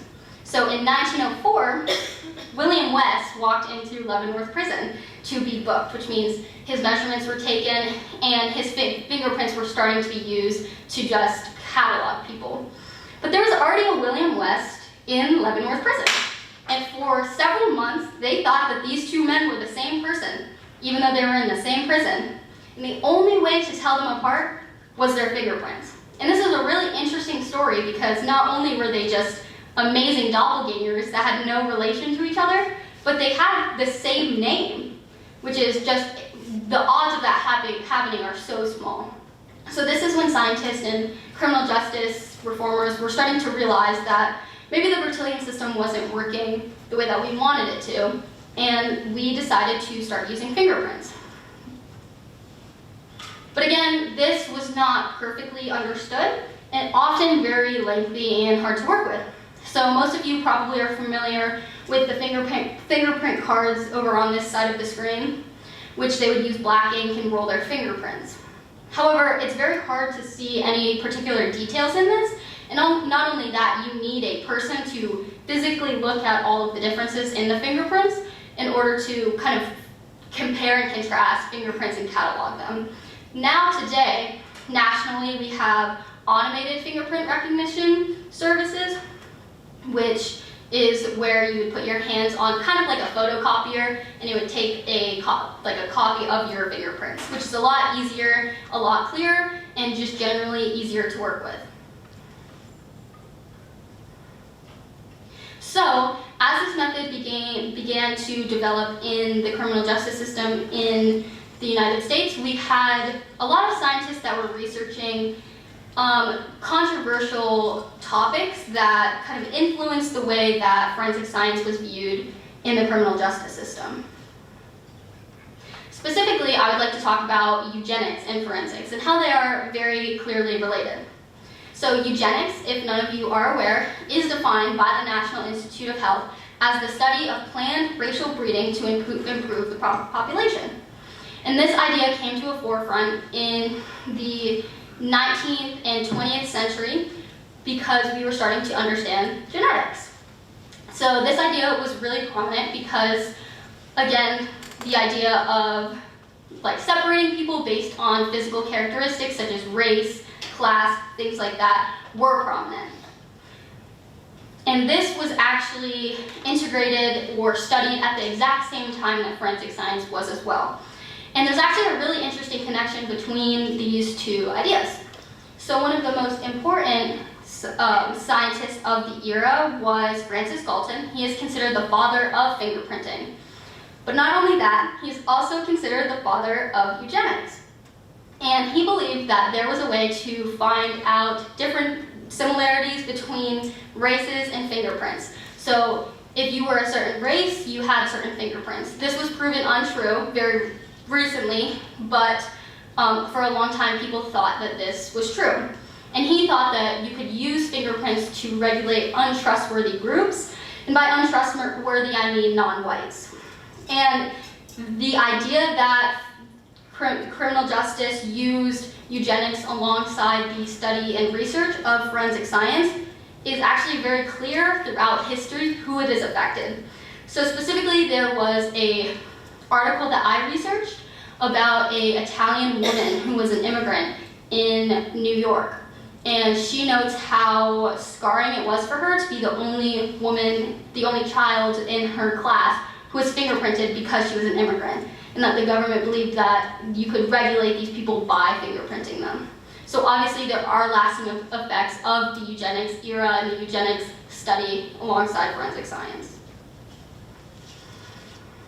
So before I continue, I just want to make sure everyone understands the background and what we're working with here before I continue about talking moving forward and the present day. So does anyone have any questions, or does anything want me to clarify anything? No? You guys are good? Yeah? Okay, great. Oh, nice. Got thumbs up. Love that. Okay, so I'll be talking about present day, again, how forensic science has evolved into what we see today, and also how eugenics has impacted what we even see today. So there are two subtopics that I will be talking about the kind of new methods that we see in the 21st century, and that includes biometrics and genetic genealogy.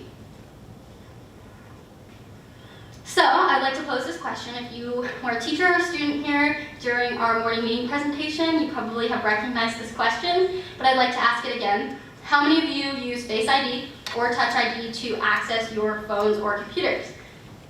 Yeah, so a lot of people, you guys use the fingerprint or the Face ID. That was really hard when we had a mask. It would not work. So this is actually an example of biometrics that we use in our everyday lives. And what biometrics is, if you haven't picked up on it already, is the automated recognition of individuals' unique characteristics for identification. So when your phone or your computer is recognizing your fingerprint or your face, it is allowing you access into your phone or computer. And some other examples of this that might be a little lesser known is iris scanning, so your eyes, palm prints, your voice, and your DNA. So on average, biometrics, specifically facial and fingerprinting biometrics, have caused more convictions and less acquittals because you can definitely connect a criminal to the crime through security cameras, their fingerprint on a weapon, something like that. But it may not be helpful in certain situations, specifically time-sensitive situations or situations where the body part might not be able to be accessible in a way that can be analyzed. So specifically, I researched one source where they were saying that iris scanning, fingerprinting, and things like that might not be helpful in active war zones where you might not have access or the time to analyze these characteristics. And specifically for facial biometrics, there's a large error rate, and this is kind of one of the limitations that we kind of need to talk about before we continue with biometrics, because it is something that we need to address and is causing unwanted effects. So if you are a dark-skinned female, there is a 3 times error rate compared to a light-skinned male. So that means you are 3 times more likely to be misidentified than a light-skinned male, specifically for facial biometrics. All right, so going from biometrics, I would like to talk about the second part, which is genetic genealogy. And this does tie into biometrics because DNA is considered a biometric feature. Okay, I have another quiz. So as of February 2024, how many DNA profiles, so like resources, number of people that the United States North Carolina Department have for criminals and arrestees? Specifically, I'm talking about when you get arrested or you go through a conviction, your DNA is put into a system for later use. How many do you think it is? Teachers, you can't answer because they already have seen this. B. D? Someone said D? B as in boy. Oh, B as in boy? Okay, I like that. Anybody else? Contract. I say E as in A. C. E, okay, E. C. E. D. A? Okay. hopefully you did not say E, because there's only 10 million people who live in North Carolina. So, how many of you guys have criminal records? I'm just kidding. And the answer actually is A. And so this is about 4% of the population of North Carolina whose DNA is accessed or be able to be accessed to law enforcement. And where did I get this information? I got this from the Federal Bureau of Investigation, which is the FBI.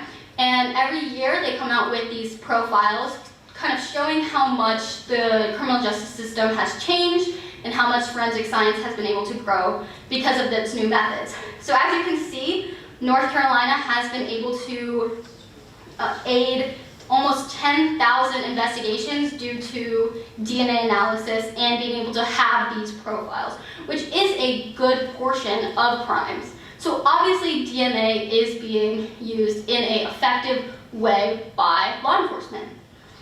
And if you did not know, this specific statistic is called CODIS. It's for every state, and there's also a national level, and that stands for the Combined DNA Index System. So basically, if you are a convicted felon or have been arrested, your DNA would be in the system. And then in some states, they also have access to military and law enforcement personnel, as well as state and government workers. And I would like to make it abundantly clear that the CODIS system is very different from these websites that you see today, because the CODIS system has been used in the criminal justice system for a long time, for 20, 30 years, I would say. However, these companies are very new. I would say the early 2010s to now, they have flourished and the most amount of people have joined. I actually did participate in one of these. I participated in 23andMe, and these are my results. So basically, if you do not know, these ancestry companies provide you results on your family history.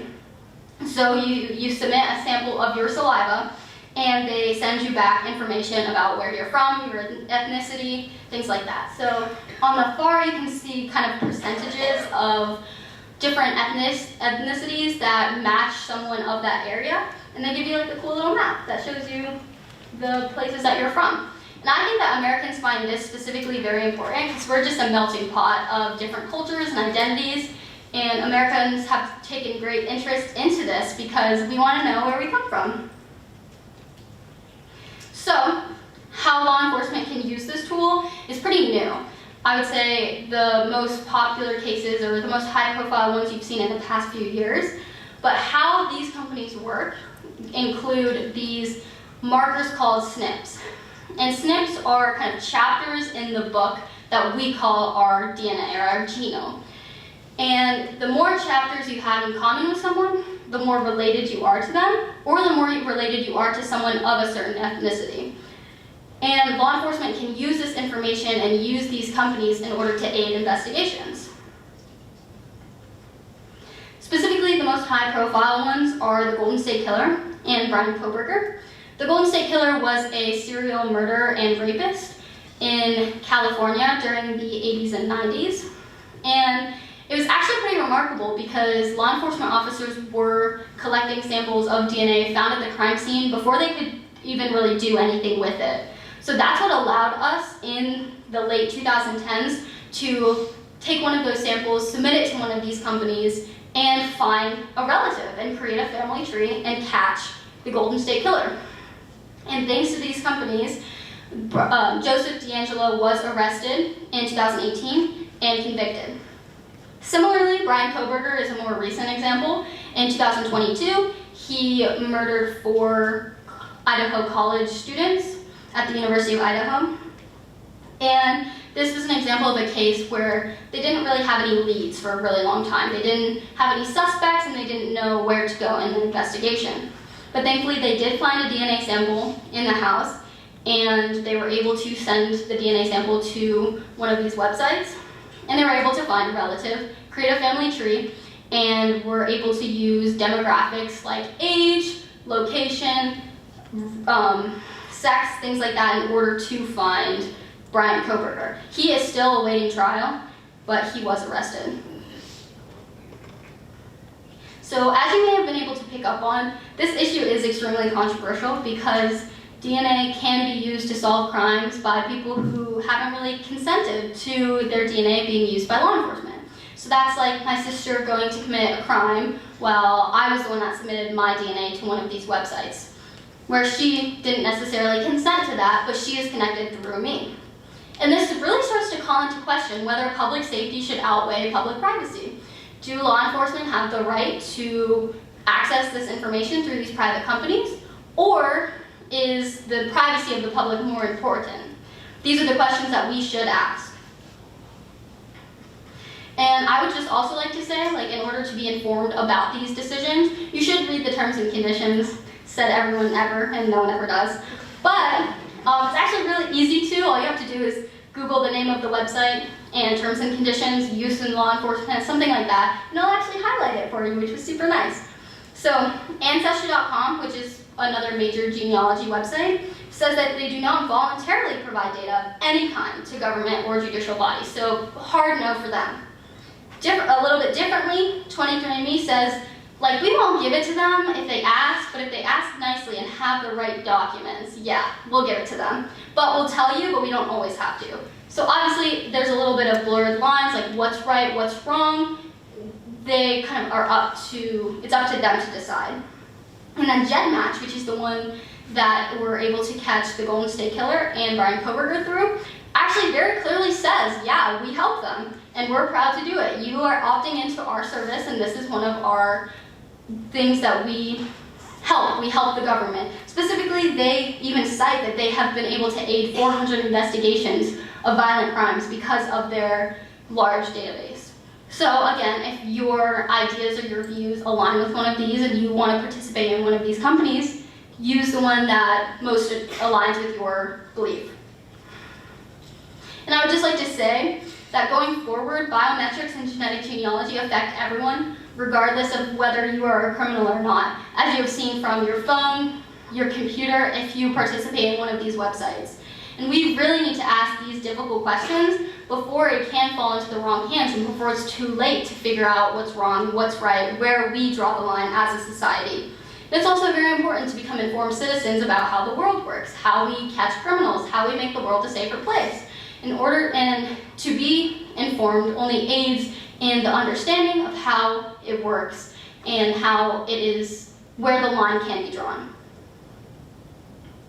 So that is the end of my presentation. If any of you have any questions, or I have some discussion questions if you'd like to answer. So the first one is, how does true crime media shape our perspectives on forensic science and the criminal justice system?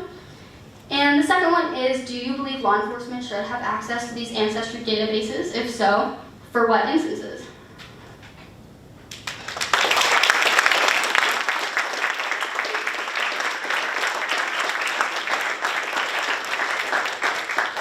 Thank you, I'll be here all night. My bad. Yeah? So I was curious, with the genetic bookmarkers, because Aiden and I are twins, do we have the same everything in that, or? You guys are fraternal, right? Yes. So you actually would have different chapters of the book. Some of them would be similar because you are siblings, but they would not be the same. For identical twins it would be, but since you guys are fraternal, it would not. Okay. Still be very close though. Yep. Yeah, I have a comment. My undergraduate degree is in criminal justice forensic science, and I was a Connecticut State Trooper, and I just want to say that you did an excellent, excellent job. This young lady did a great job. Thank you. I appreciate that.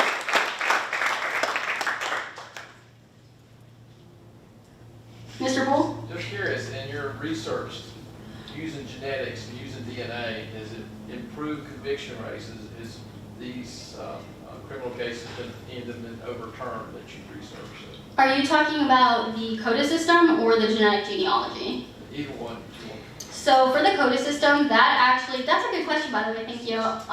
The CODA system is pretty hard and fast. If your DNA is in the system, it usually means that you are a criminal or you were arrested for a crime. So there's no really debate on whether or not that should be used in law enforcement. The debate really comes from these genetic websites where it kind of draws the line or blurs the line of whether or not this is following chain of custody. And chain of custody only means that it is going through the right hands and no one is tampering with the evidence and no one is kind of switching anything or making anything different than it appears to be.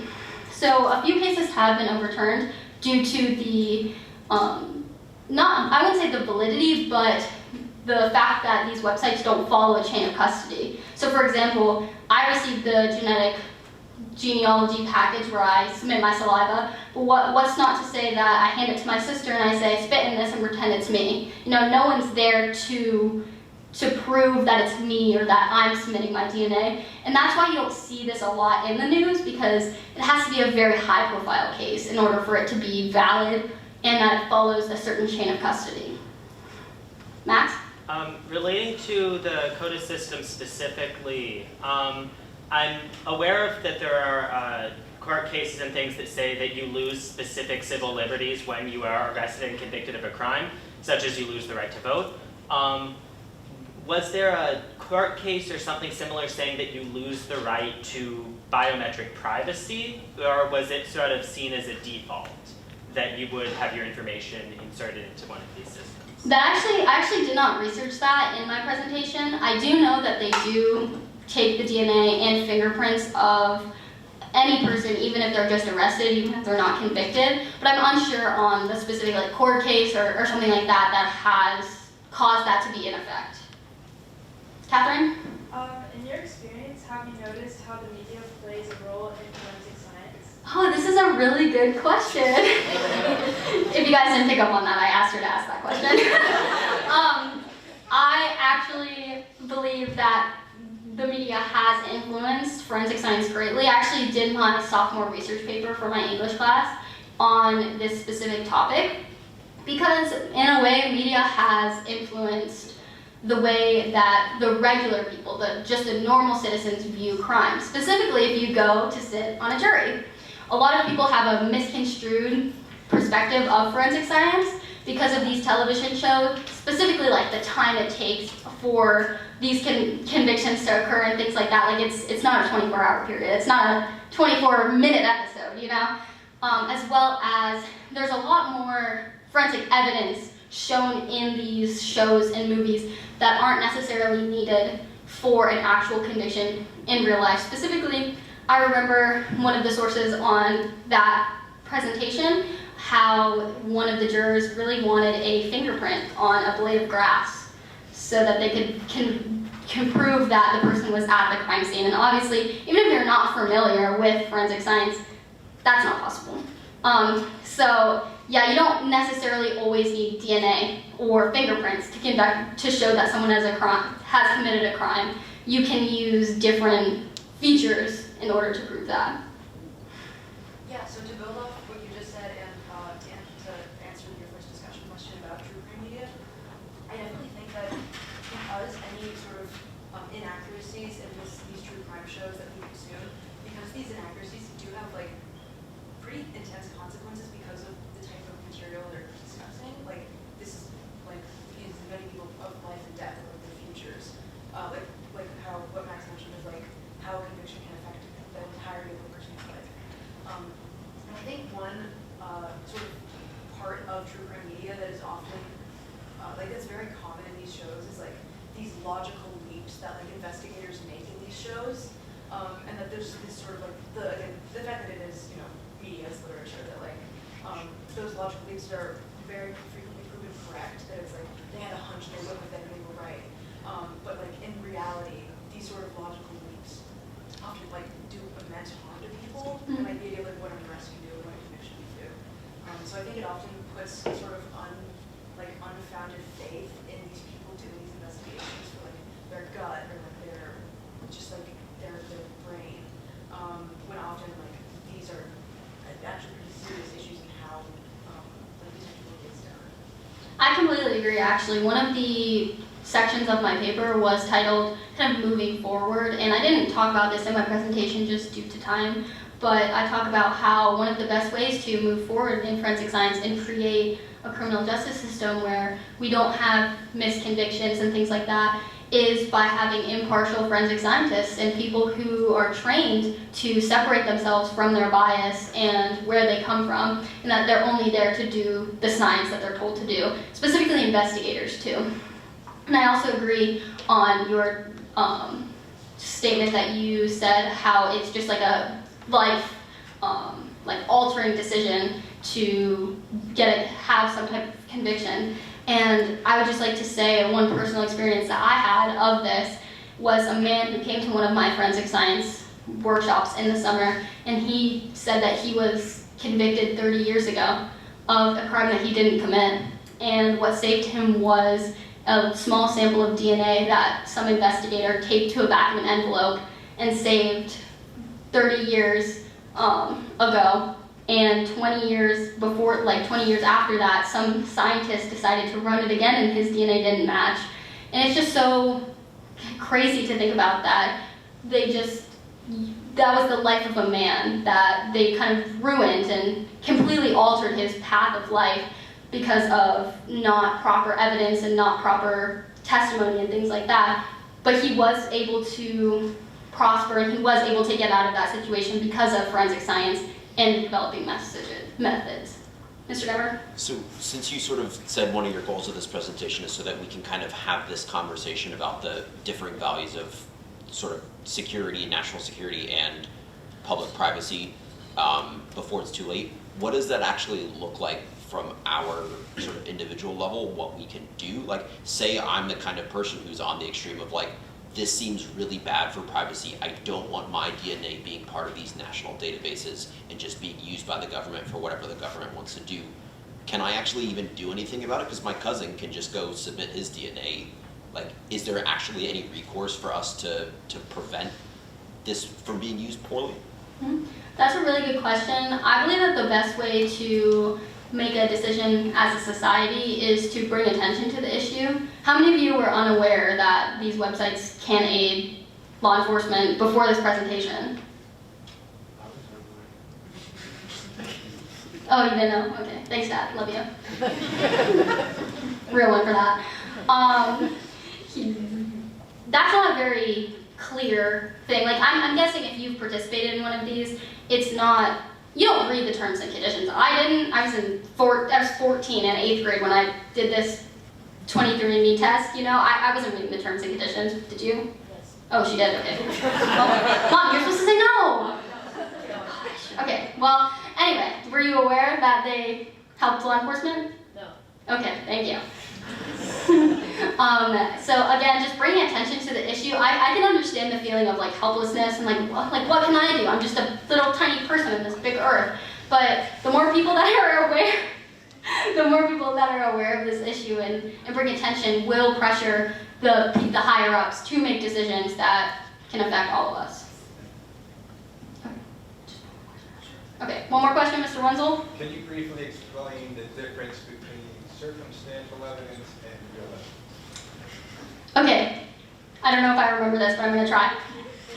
Okay, Mr. Wenzel asked me to define the difference between circumstantial and direct evidence, is what you said. Circumstantial evidence just puts them at the scene of the crime? Are you asking me or talking? Oh, okay. Sorry, you're right, that was a question. Circumstantial evidence tells or proves that the person was at the scene of the crime, not necessarily that they committed the crime. So specifically, a fingerprint on the wall proves that they were in the location that the crime was committed, but not necessarily that they committed the crime. Direct evidence, footage of them committing a crime, connects them directly to the act. Was that right? Okay, give me a thumbs up. Yeah, he's testing me on my intro to criminal justice knowledge. So, yeah. Thank you guys.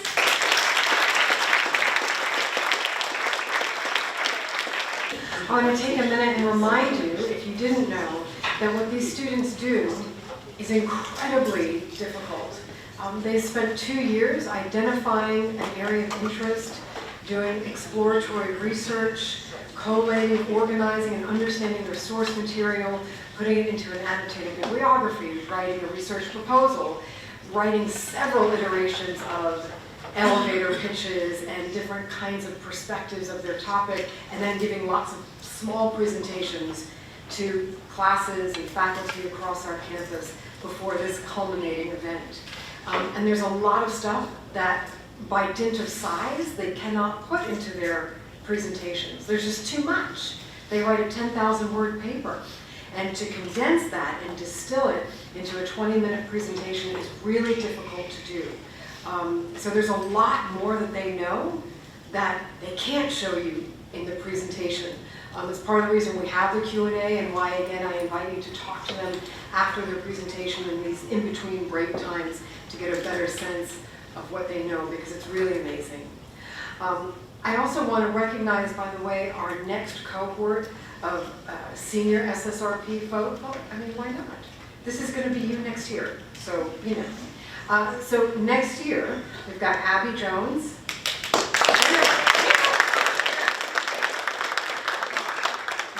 Catherine Fensterly.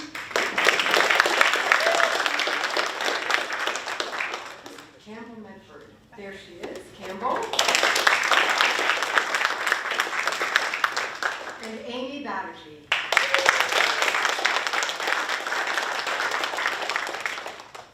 We look forward to great things. No pressure. Our second presenter of the evening is Rachel Wolfe. Rachel Wolfe is a senior who is also the president of the Upper School International Club, the first delegate for the Model United Nations Club, and a member of the National Honor Society. This fall, Rachel will be attending the University of North Carolina at Chapel Hill and was accepted into the university's Environment, Ecology, and Energy program. She plans on majoring in public policy. Her talk is titled From Plate to Policy, French Guidance Toward U.S. Food Waste Management and its Environmental and Social Implications.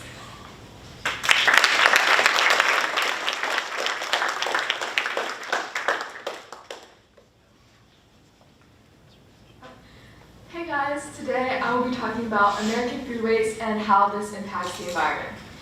Going right along. Okay. So first I want to define food waste. So food waste is safe, high-quality food that is ultimately discarded instead of being eaten.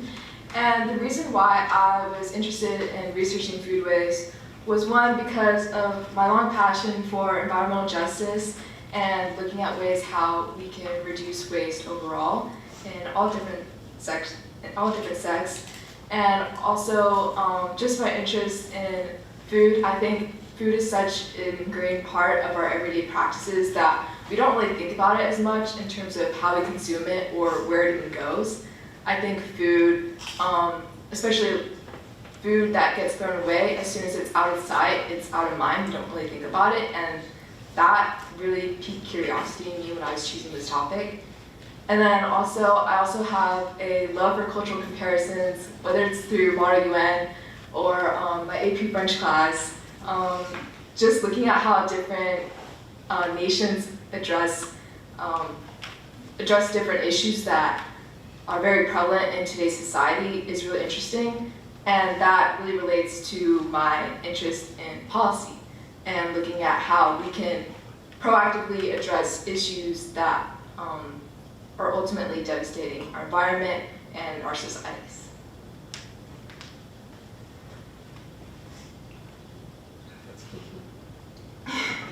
Okay, so first I want to talk about some of the systemic habits.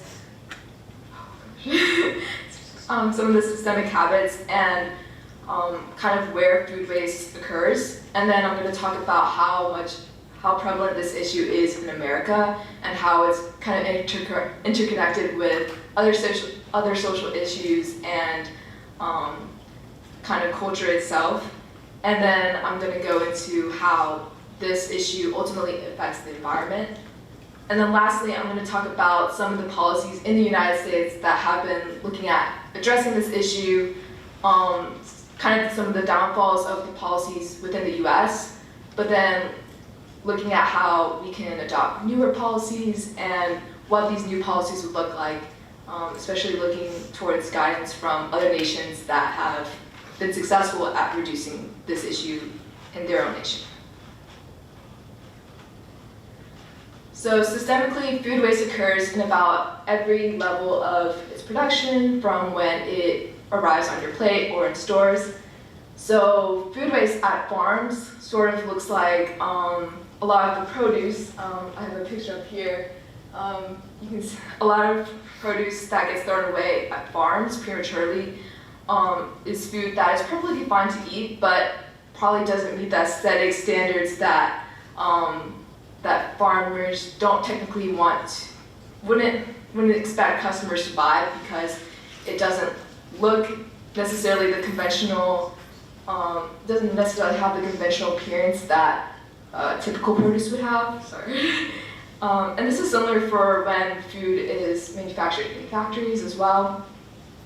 And it's also not very convenient for farms to really send these types of produce to like stores and different food businesses because it requires more money and kind of like a change in the social acceptance of foods that aren't conventionally what's conventionally expected.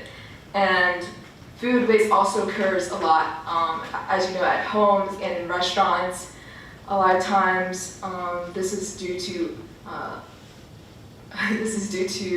overconsumption of goods that cannot be consumed in time, or just for the convenience of having something, having too much food but not being able to save it, or not really having the desire to maintain it so that the food life can be sustained. And so just throwing it as a means of convenience. It's very similar theme for a lot of types of waste that we see in America and pretty much anywhere in the world. But lastly, food waste occurs in grocery stores. And a lot of my research looked at policies that were kind of attacking or trying to approach food waste that occurs in grocery stores, because they have a lot of influence in everyday lives, and that's where you see most consumers going to purchase foods. That's where you see a lot of food incoming every day, and a lot of times when food is being thrown away at grocery stores, it's for similar reasons of that aesthetic quality that you want, for the convenience, but also because of misleading expiration tags. So some of you may not know, but across different supermarkets in the US, and this occurs globally as well, but there isn't really a uniform standard on how expiration dates should appear. So you'll see used by, best by, sometimes you'll just see the date. And this can cause a lot of consumer confusion as to when the food is, how long the food is actually safe to eat. And believe it or not, Best By tags actually aren't an indicator of food safety. They're just a marketing practice used by stores to get customers to buy that product and take it off the shelf. So lots of times it's recommended that you kind of like view for yourself as to if the food is still edible or not. So this is why a lot of food gets thrown away at stores. And also, with the constant input of new food in grocery stores every single day, it's very easy for items to not fit in the store anymore and be discarded because there's no space for them. And so I wanted to ask the crowd a question. I wanted you guys to guess how much food you think in pounds is wasted every year, just in the US itself. Tyler? 1/3. 1/3. Charlie? 10 million. 10 million. Well, no, it's not clear. In pounds. 1/3. Surprisingly or not, 40% of the food that is produced in the United States, or just accumulates in the United States, amounts to about 126 billion pounds per year in the United States alone. Food waste is such an issue. It's such an American issue that really I think this amount really inspired me to continue my research, because none of us really consider where our food goes, how much is being wasted, and it's really ironic to think about how much food is being lost, because there's still high numbers of food insecure families in the United States who could greatly benefit from this food that's perfectly edible, perfectly compliant, but it's just being discarded. So for just to elaborate more about the issue of food insecurity in the United States, it's said that even 30% of recovery of this amount would be enough to dietarily support the needs of food insecure families. And I think the shocking number, just seeing how like easy it would be to redirect resources to people in need is really indicative of how we need to change practices across all different levels to really approach the issue more proactively. And this issue is becoming the issue of food insecurity is becoming very prevalent in America just due to rising inflation and rising food prices and the need of local food banks for more food donations. And I think this is why we need to consider looking at how we can change these practices. And so the food that doesn't go to these food banks, but or where the food actually goes instead of the food banks is what I like to call the second stomach, which is incinerators and landfills. It was reported in 2018 that these two locations received more food waste than any other type of everyday trash, which I think is really was very shocking to me, just considering all the other types of waste they're competing with, such as plastic and just miscellaneous items. And what happens when all this food is being compiled in landfills or when it's being burned by incinerators is that they release these potent greenhouse gases such as methane and carbon dioxide into the atmosphere that contribute to this global warming effect that we hear a lot about. And I'm going to go into how that protects itself.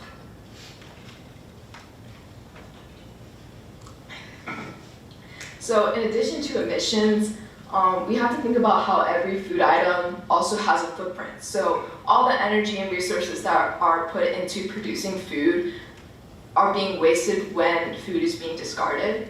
So and all of this has an environmental impact. So with the production of food, you have agricultural land use, you have water use, you have pesticide use, fertilizer use, energy use specifically for whether it be transportation or refrigeration for a lot of the food that is being held in grocery stores or in restaurants. And I think this is really, all of this culminates into an environmental impact that creates devastating impacts on different ecosystems around the world, especially in culmination with emissions from different emitters of greenhouse gases and different natural disasters that we're seeing in the world. And the greenhouse gases are causing gradual shifts in temperatures that are creating unlivable conditions for many organisms that can't adapt to quick changes as well as humans can. And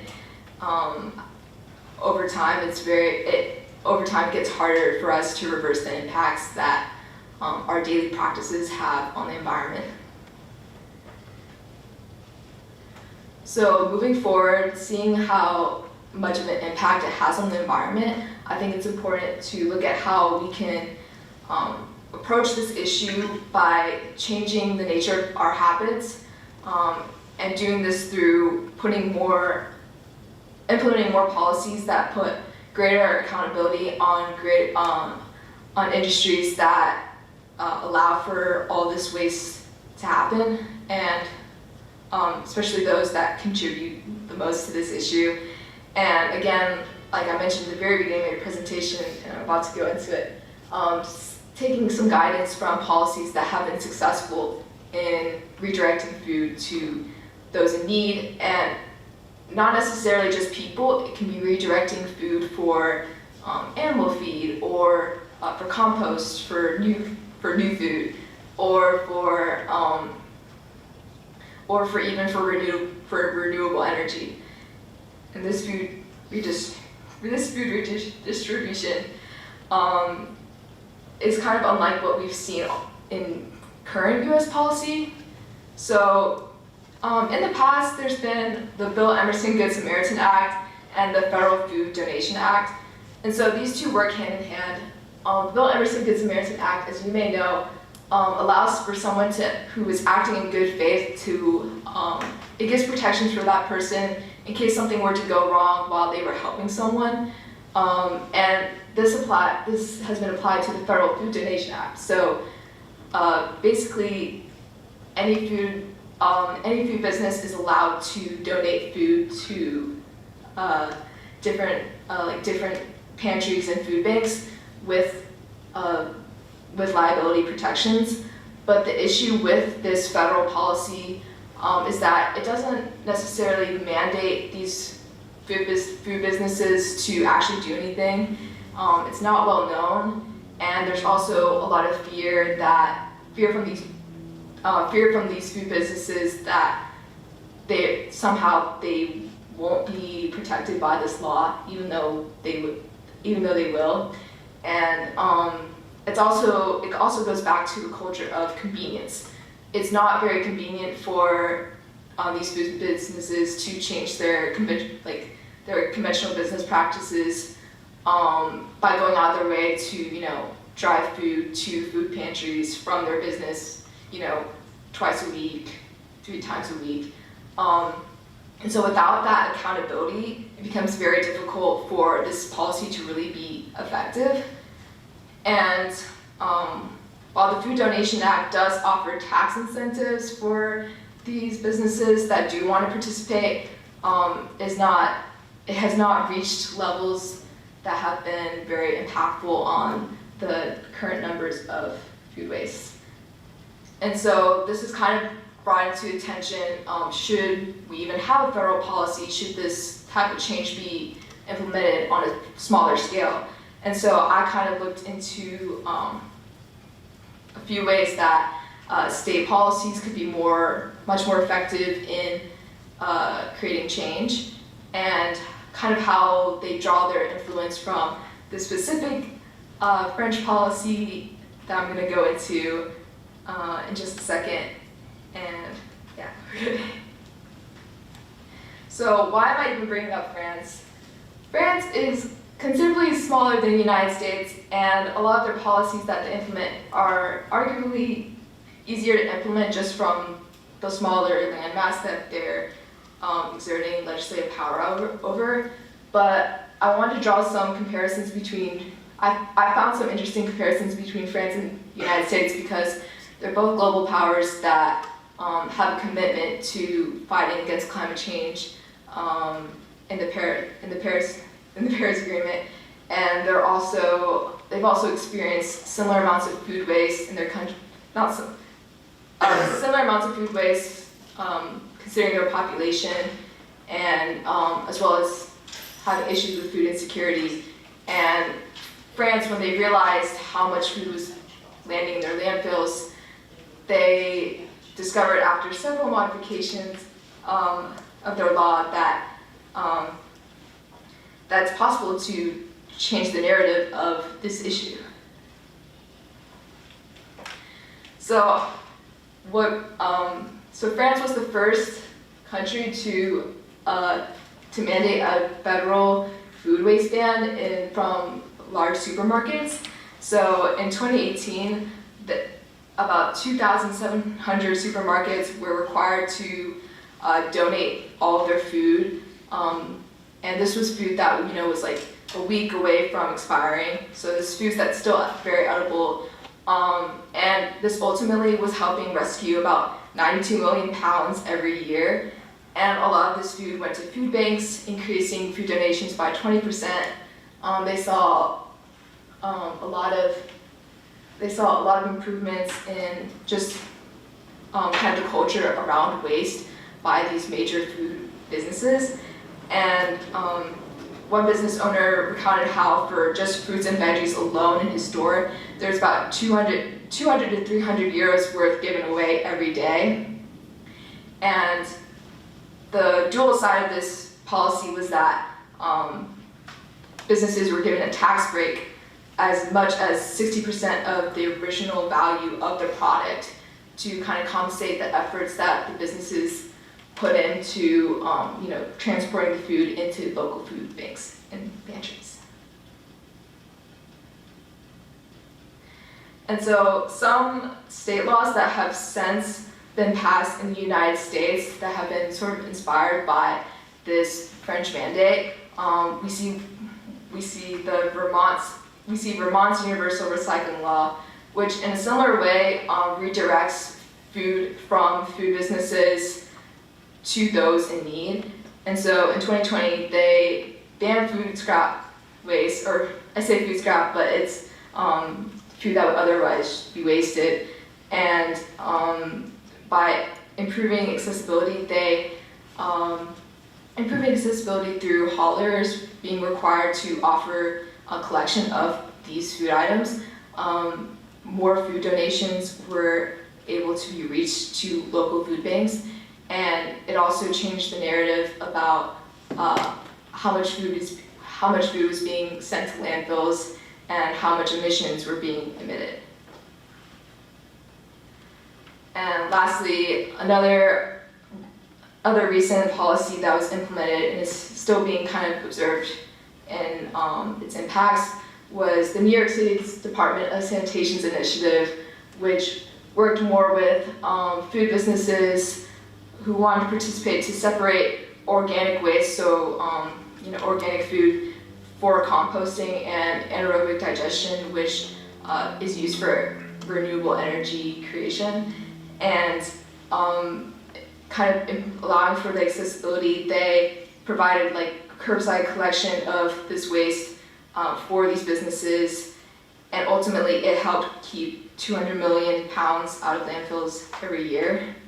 And these are the type of policies that I think more states are trying to adopt slowly over time, and I think it marks the progress that the U.S. or the journey that the U.S. is probably most likely to experience nationally with food waste, because while France, that I mentioned, had a federally mandated food waste ban, it's very unrealistic to see something on such a grand scale like that in the United States, as it's very hard to regulate the practices that are being exercised by individual food organizations within each state. But this is why it's ever so important to start adopting policies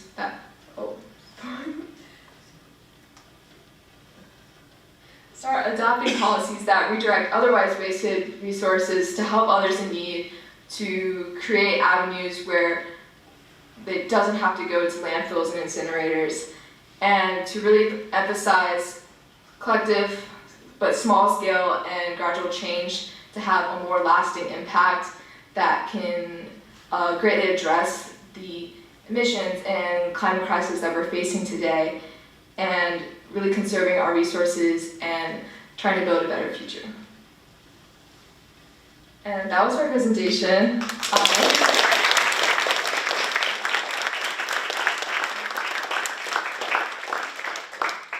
Okay, my discussion questions were, who is more responsible to mandate food waste behaviors? The federal or state governments, individual companies or organizations, the consumer?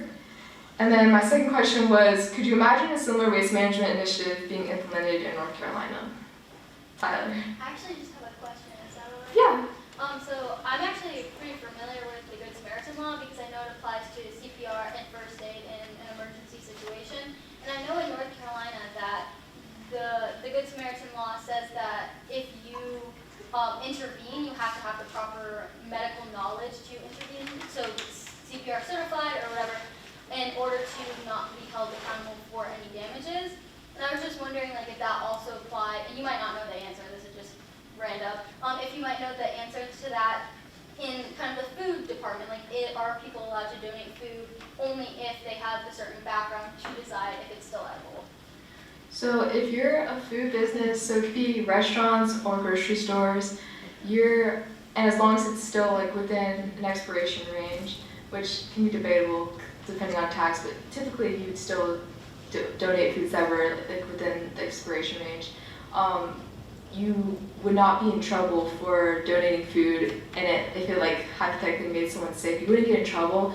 And I think a lot of companies don't want to deal with like maybe public sentiment if something like that were to happen and that something bad were to occur. Even though they have legal protections for it, I think a lot of companies just see it as just kind of an obstacle that they don't really want to put the effort in overcoming. Carson? You talked about like composting and organic waste, so I was wondering if you knew about any like bioremediation practices that were being used to like to help the emissions.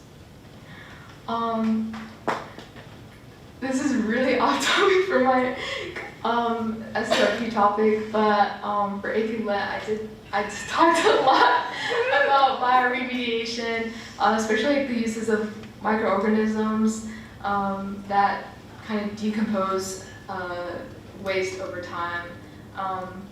Like in addition to organic waste, like even types of like plastic waste and different types of waste just for energy, just for conversions to energy or types of substances that are not toxic for the environment. But yeah, that was a cool question. Caitlin? Is the media involved at all in public perception or lack of kind of public knowledge of food waste?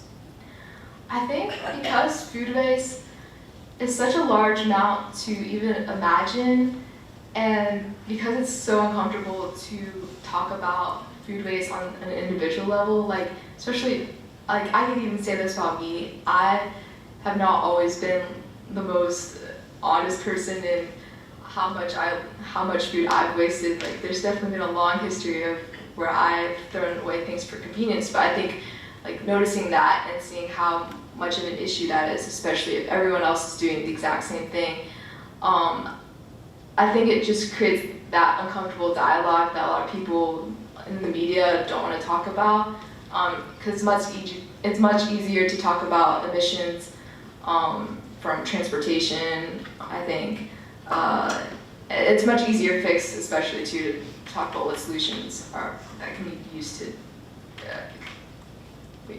address that. Caroline. Sort of touch on your first question and the ideas of responsibility for both the effects of food waste and fixing it going forward.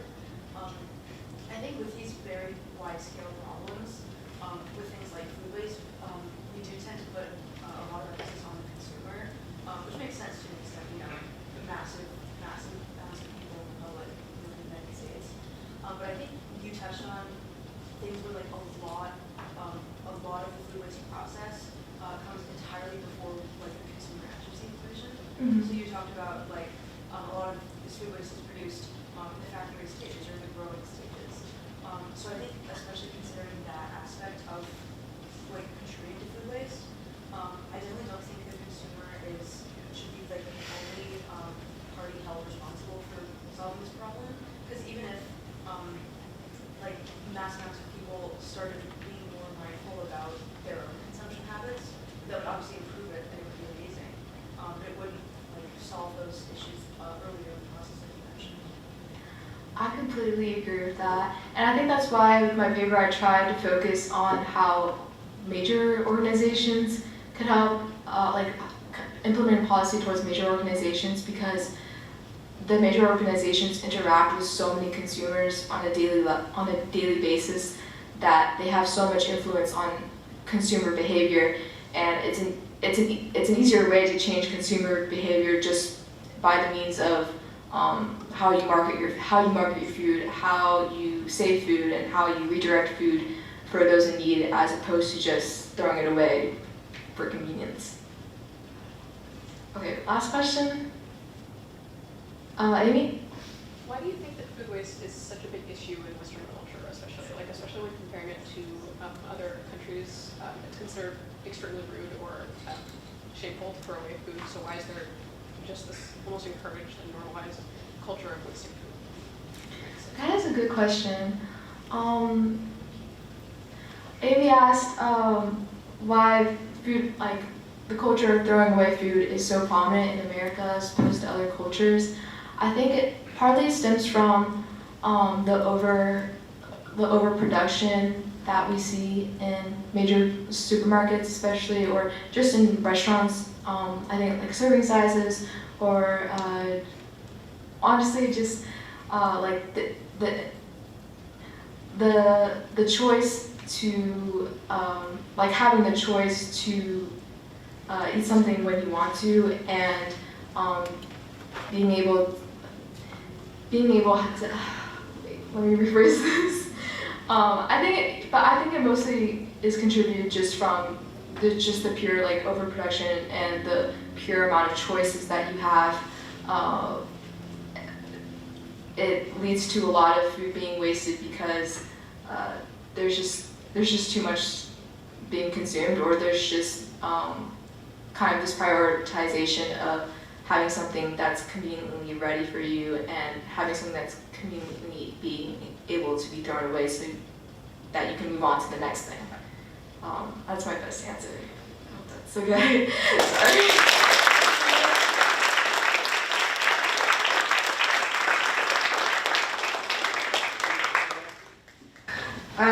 Our last presenter of the evening is Luke Hartman. Luke has spearheaded efforts to facilitate substance abuse education and prevention at O'Neill. He is the recipient of the Amelia Cagle Underclassmen Award, among several others. He's also president of the O&B Key Club, founder of the O'Neill Tutor Club, and a member of the Cum Laude and National Honor Societies. He will be attending the University of North Carolina at Chapel Hill this fall, and will be majoring in public health management. His talk is titled Dulling the Double-Edged Sword of Vaping, E-Cigarettes and the Antithetical Impacts They Exhibit Between Smokers and Non-Smokers.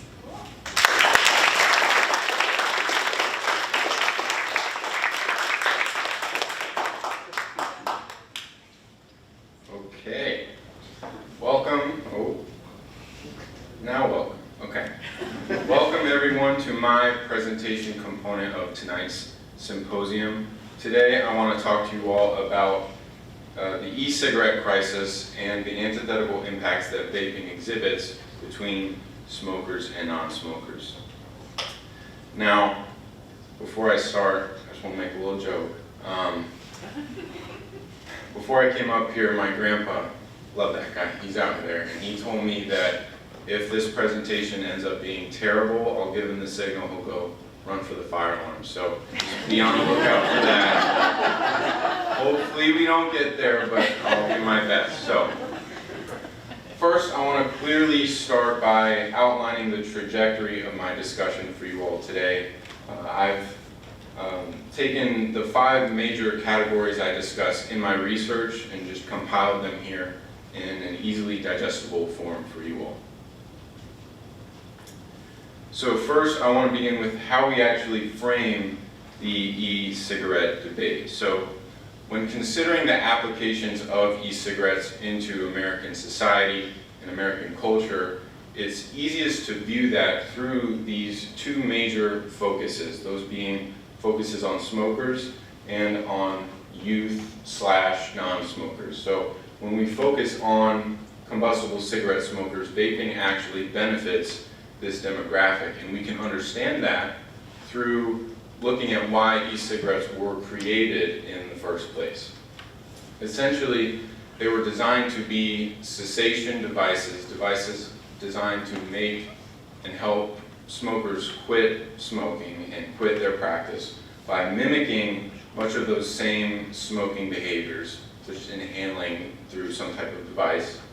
And it does that and also reduces comparatively higher health drawbacks in relation to combustible cigarette smokers. Now, this leads me to this 3rd bullet point, or 4th bullet point here, where I really want to stress, I mean, if you're going to take anything from this presentation tonight, this point is the thing you should take away, that vaping is only a relatively safer alternative for this demographic, for prior smokers.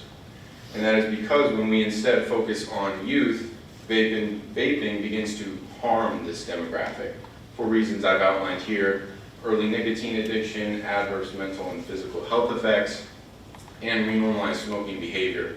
So essentially, the different components that may benefit prior smokers simultaneously serve to harm and serve as a detriment to adolescents. And so now I just want to ask a kind of a quick question, almost just like a comprehension question. Why is it important to clearly define these separate lenses when considering the effects of e-cigarette use? So I'll just take anybody that may have an idea, and then we'll quickly move on. If nobody has an idea, I will say Charles Kuzma. Because like for prior smokers, it's rehabilitation, like helping you recover, but for you, it's like a gateway to more bad drugs. Exactly. I like that. That was a very good response. So it's essentially, if we want to clap for that, we can.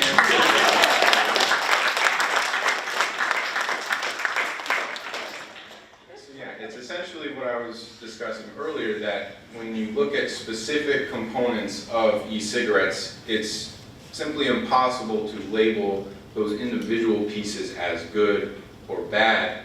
They are only good or bad in relation to these different demographics. So now I want to move towards specifically prior smoker considerations and going a little more in depth about that relative harm reduction that I just emphasized. So as I said, vaping is regarded as a safer alternative for prior smokers because the magnitude of harm is less than that of combustible cigarettes.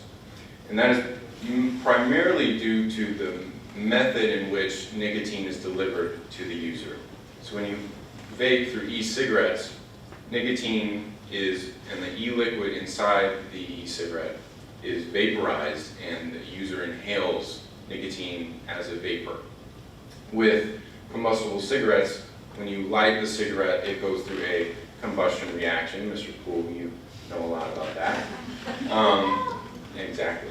And so when that happens, the user is consuming nicotine through the inhalation of smoke.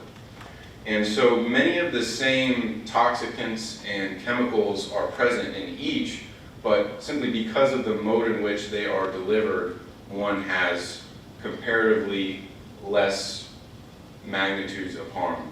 So they're not inherently safe. E-cigarettes are not inherently safe in and of themselves.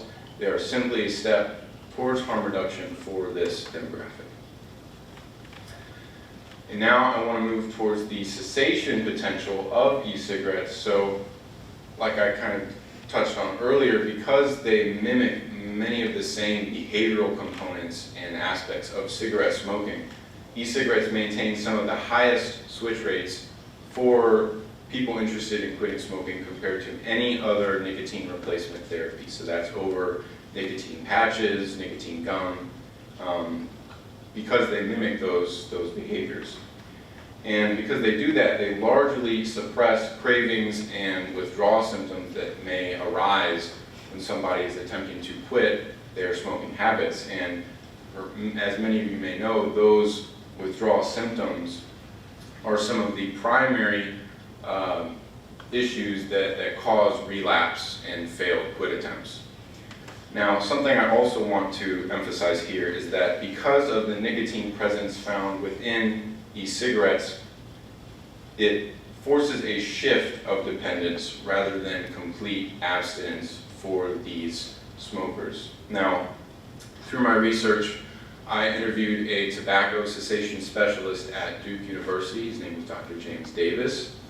And he told me that him and other cessation professionals, when using e-cigarettes in their clinical practice, e-cigarettes are often the last resort when applying some sort of behavioral therapy to get their patients to quit.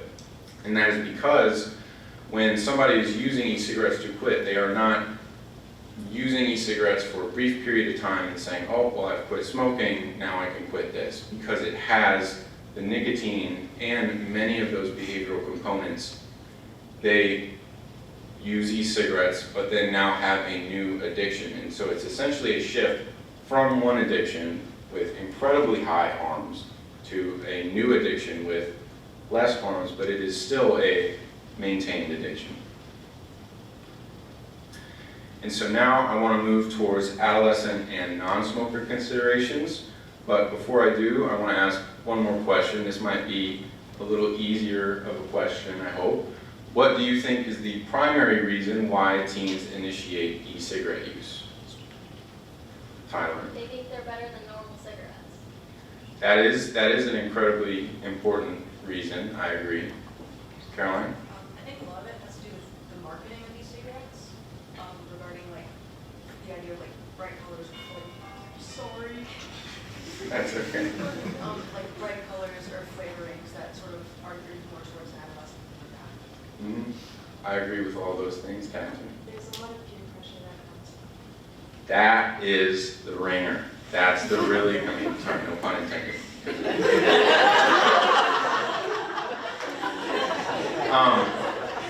Yes, peer pressure is an incredibly influential reason why teens initiate e-cigarette use, because these social environments are beginning to be geared around e-cigarette use.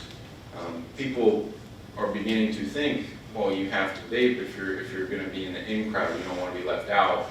Those things heavily influence teen initiations for e-cigarette use. So those initiations then lead to these physical effects. So like I said before, within e-cigarettes is the presence of various illness-causing carcinogens, chemicals, and irritants. And while these may be lesser in magnitude compared to smoking, they still have the potential to cause lung inflammation and injury, the most infamous of which has been dubbed popcorn lung. Now, some of you may have heard that. It basically has origins in popcorn factory workers who were inhaling a popcorn butter flavoring chemical called diacetyl, and it was causing irreparable lung damage to those workers, and it was dubbed popcorn lung. Now, how that relates to e-cigarettes is that that same chemical, diacetyl, is used in many of the flavoring components for e-cigarettes. So when people continue to use these devices over and over and over again, they're developing that same effect and it essentially damages the small airways within the lungs, and currently has no permanent treatment, only ways in which you can alleviate some of that pain. To add on to that, the actual long-term effects have yet to be fully identified, simply because e-cigarettes have not been around long enough to adequately study.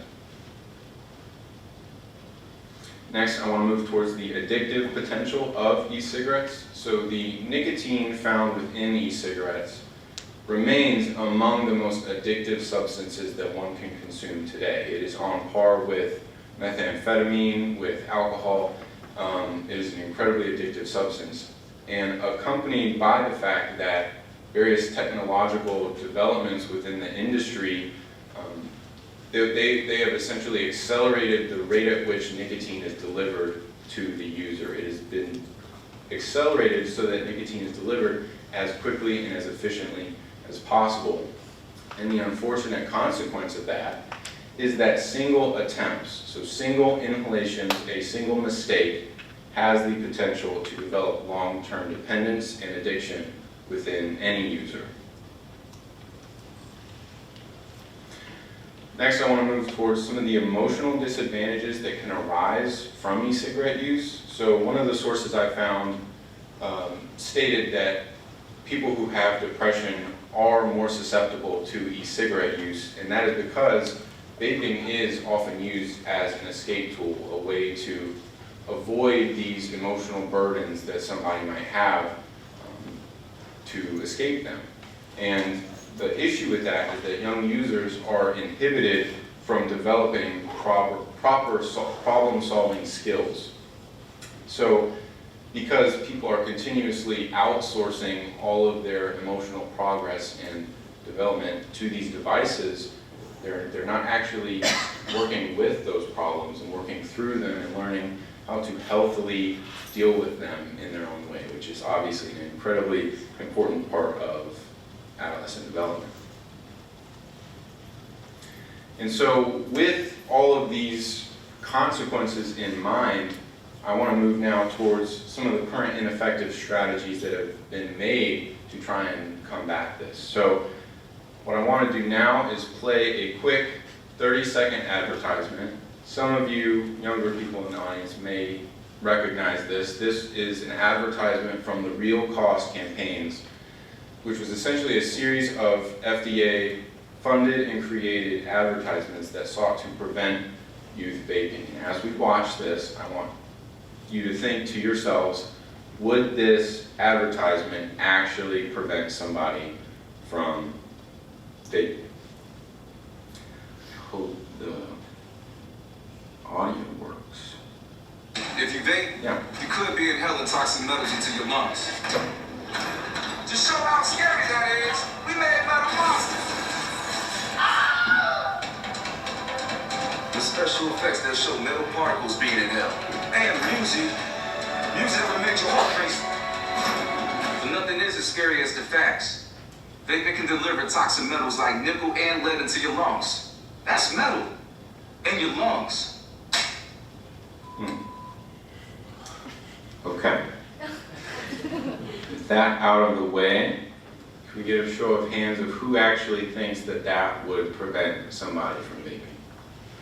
Okay, good. That was what I was trying to do. Oh geez, how do I? Come on. Here we go. Technical difficulties. Okay. Because this advertisement is an incredible example of ineffective advertising, mainly because of this distinction I want to make of exaggeration versus education. So we could see in that advertisement they do a very good job at exaggerating and highlighting a specific component of e-cigarette use, that being the toxic metals found within e-cigarettes.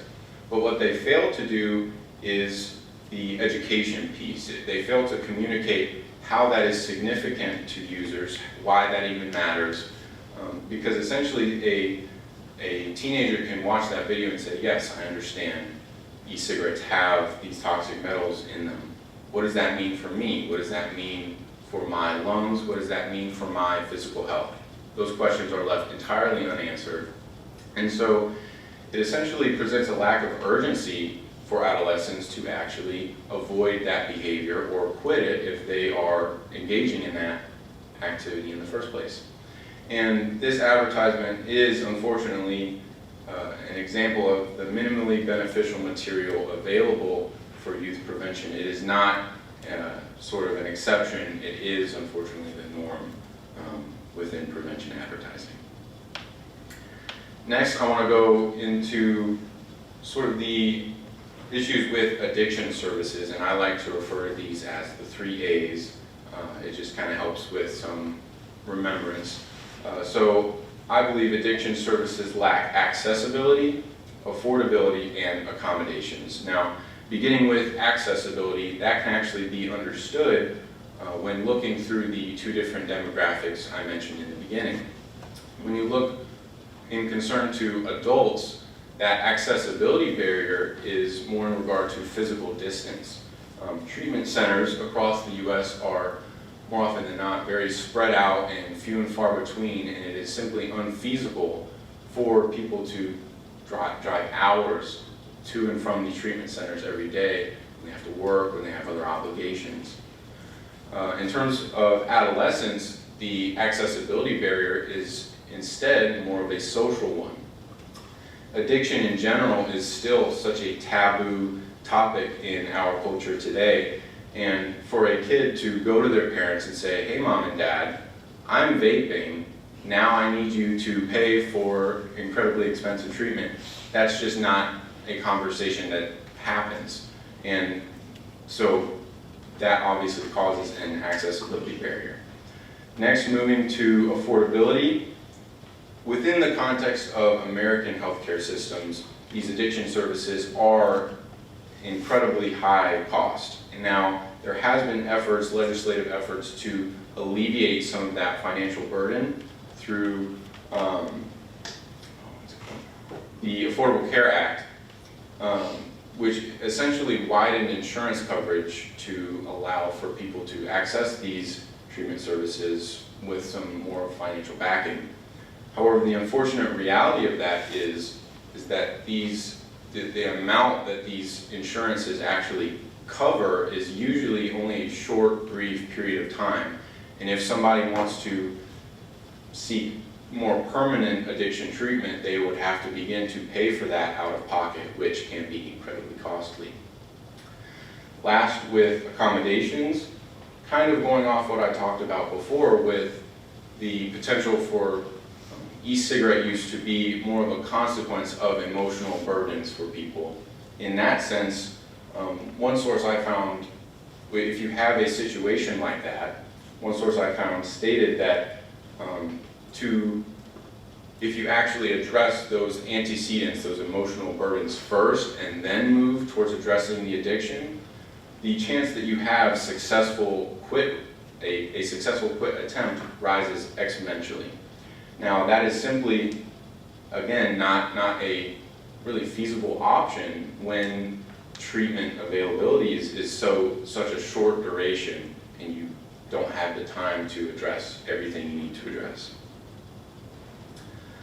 And then next, sort of the consequences of harsh regulation, specifically within American discernments towards e-cigarettes within the FDA and certain policymakers. There's been a lot of staunch resistance to the introduction of e-cigarettes into society.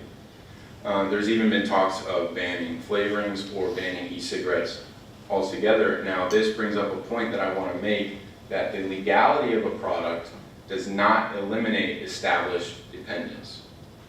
And this is essentially parallels other historical movements like prohibition. When you try and ban a substance that people are addicted to, that does not suddenly get rid of people's desires or addictions to seek that out. Instead, it sparks illicit markets, which lack proper oversight and safety standards and cause risks of health injury.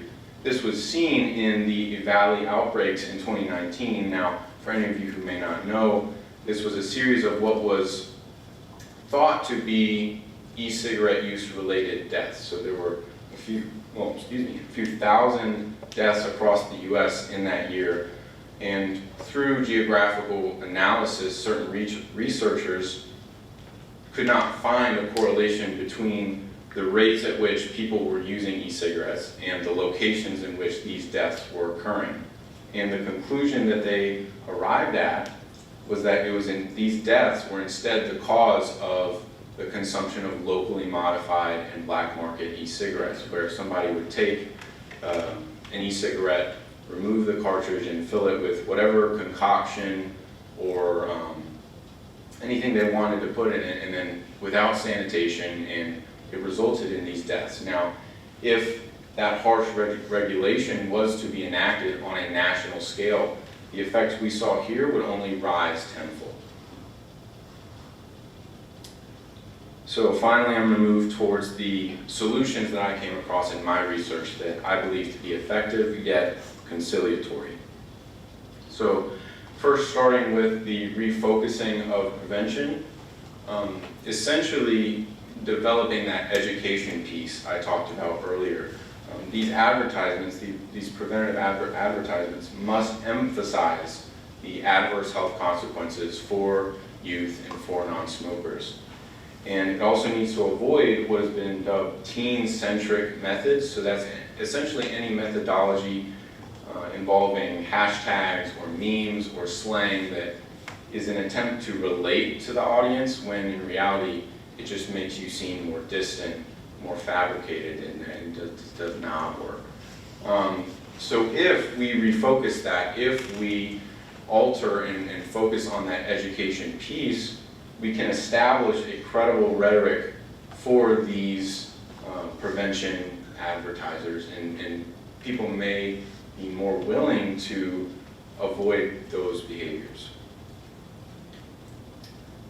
Next, with reformed treatment, this is the thing that I believe would be most effective in addressing the addiction crisis, primarily because it assists all addicted demographics. It's not a method that would favor one and sort of leave the other one to the curb. any person, whether they're a teenager or an adult, a prior smoker or not, should be able to seek these addiction resources if they chose to do so. And this method is what I believe is a supportive and non-invasive solution. So it essentially provides these resources without mandating them, because when you force people to attend these treatments, or if you make them and force them to not use these products at all, they're far more reluctant to work with you and to actually better themselves. And lastly, I want to discuss the importance of balanced regulatory action. So I just hit on the effects of overbearing and sort of the one extreme end of regulatory action. But the other extreme end is if you have a complete lack of regulation and e-cigarette companies are just able to do whatever they want, whenever they want, to addict as many people as possible to these devices to essentially establish their own consumer base. So there needs to be something, but not something that is too overbearing. And one method that I came across is the standardization of e-cigarette designs. So that's essentially forcing e-cigarette companies to adhere to really specific design standards, making them look similar, making them pass certain quality checks. And so this would increase the identifiability and consistency of e-cigarettes, because as many of you know today, there are so many different kinds of e-cigarettes on the market that you just simply can't keep track of them as a population. But it would also help the government and the FDA when they're doing these review processes. They would not have to review so many different variations and types of e-cigarettes. And one source I actually found sought to see if that would be a feasible and effective solution. They took a group of adults and a group of adolescents, and they showed them a few different types of e-cigarettes, one with full branding, the colors, the bright colors that they're often known to have, one that was completely brandless and was like a solid white color, and one that was similar to that, a completely brandless but a dark green color.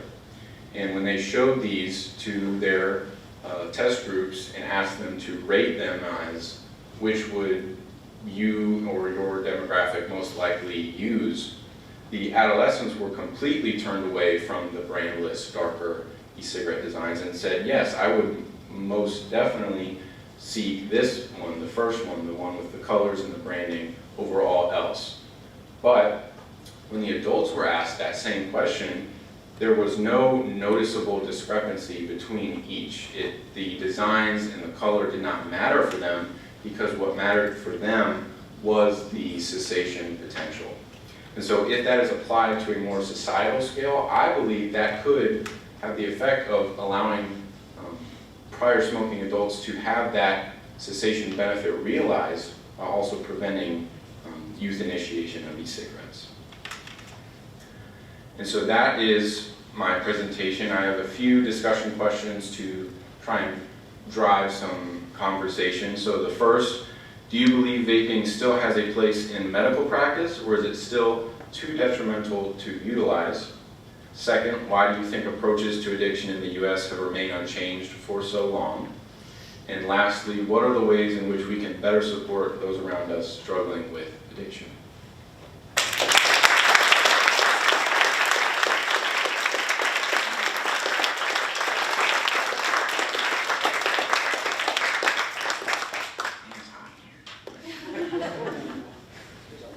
And obviously, if there's any other questions that anybody has, I would love to answer them. Catherine? I think with the third one, to better support it, we should stay more open-minded instead of judgmental, because when we notice someone struggling, especially with like a vaping addiction, we can sort of like judge, especially if we don't do it. But if we actually like try and comfort them, be there for them, and like see it as an actual addiction, that it would be better and like we can help them with their struggle. I agree with that completely. I think that because addiction has been so stigmatized, people more often than not view addiction, because it begins with an initial mistake, it begins with their conscious decision to try that substance, right? People more often than not blame that person for the later dependence that they have, which can be understandable, but if you want to actually benefit that person, if you want to help them, you need to be more supportive. You need to provide them with that space and that sense of support so that they feel they have people around them and they don't feel so judged to just seek to continue that process to avoid it altogether. That's really it. Mr. Poole. I'm just curious, from your research, do you think as many people are addicted to vaping today as maybe compared to tobacco 50 years ago? I will say that the trajectory that e-cigarettes have taken has been like terrifyingly similar to that in which that tobacco cigarettes took 50 years ago, where initially they were these new things and people didn't know much about them and there wasn't much regulation on them, so the companies did whatever they could to addict as many people as possible and say things like, oh, it's great, you should smoke, it'll cure everything, you're good. When in reality there were so many health consequences that, you know, only later on, after they were put onto the market and people became addicted to them, were those questions raised, like why, like what harms do they have? And I do think that I'm not sure about the actual rates at which people are vaping and smoking, but I think they have taken a very, very similar trajectory in how they've been implemented. Max? What do you make of the resurgence, may be the wrong word because they're a new product, but the massive increase in popularity, I guess, of other tobacco products, at least online, such as Zims? Mm-hmm. So I have noticed that, like, I mean, as I've been doing my research, I've been seeing these other products pop up, and I think that is certain companies essentially attempting to corner this new market of people being so enthralled with these new nicotine devices. It's nicotine this, nicotine that. They want to corner that market before really comprehensive legislation from the government and regulation has really gained order and control over the market. I mean, as of today, the government still has not completely and fully vetted many thousands of the products, of the e-cigarette products on the market today. They are still working through all of the pre-market tobacco reviews that they have to conduct. And so I do think that some of that is more for economic gains and more problematic issues, I think, yeah. Amy? Why are game-centric marketing methods so attractive when trying to pull teenagers into the usage of e-cigarettes, but seem to have the converse effect when trying to discourage the use of vaping? Is that question like, why are companies seeking to addict teens when they could just as easily be trying to work towards cessation efforts? No, like why are the methods that are used to attract like teenagers or adolescents specifically, why are those effective only in attracting younger audiences? Okay, I see what you mean. Yeah. Okay, so that's essentially because of many of the design characteristics that e-cigarettes maintain, notably the bright and colorful and flavorful words that they basically put out. They are designed to be attractive for adolescents most of the time. Even sometimes there are specific designs that highlight certain children's TV show characters. Like I saw a SpongeBob vape in my research one time. You know, what adult is going to buy that, I don't know.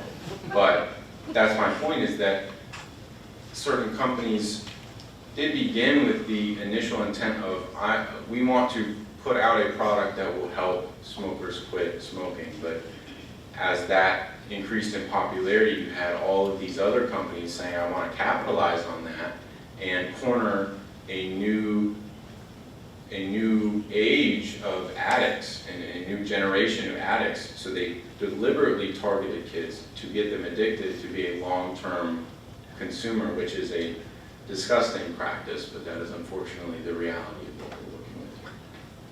One more question. Charles Raincoop. So you kind of touched on it. The majority of these vapors sadly middle schools and high schools, and even though it's not 21, it could be 21 with 18 in some states to buy a vape, we still see schools and hallways flooded with these vapes. How do we cut back on that? Like, how do we change the cultural message? Like, it's, you know, like right now it's, oh, if you have a vape, you're so cool, dude. You know, like how do we stop that? Well, the shifting of how society views e-cigarettes will take a lot of time, but we can see that it can happen if we look at how opinions towards tobacco cigarettes have changed over the years. I mean, again, like 50 years ago, people were still saying that tobacco cigarettes would cure this, it would cure that, it's good, you should definitely do it. But as, again, educative efforts and as these educative shifts directly targeted those misconceptions, it has produced the effect that now most kids today think of a cigarette and they're like, oh God, no, why would I ever do that, right? But then they look at an e-cigarette and they're like, why not? So right now it seems very difficult to achieve that, but through time and through educative and preventative efforts that are focused, that I believe that can be realized.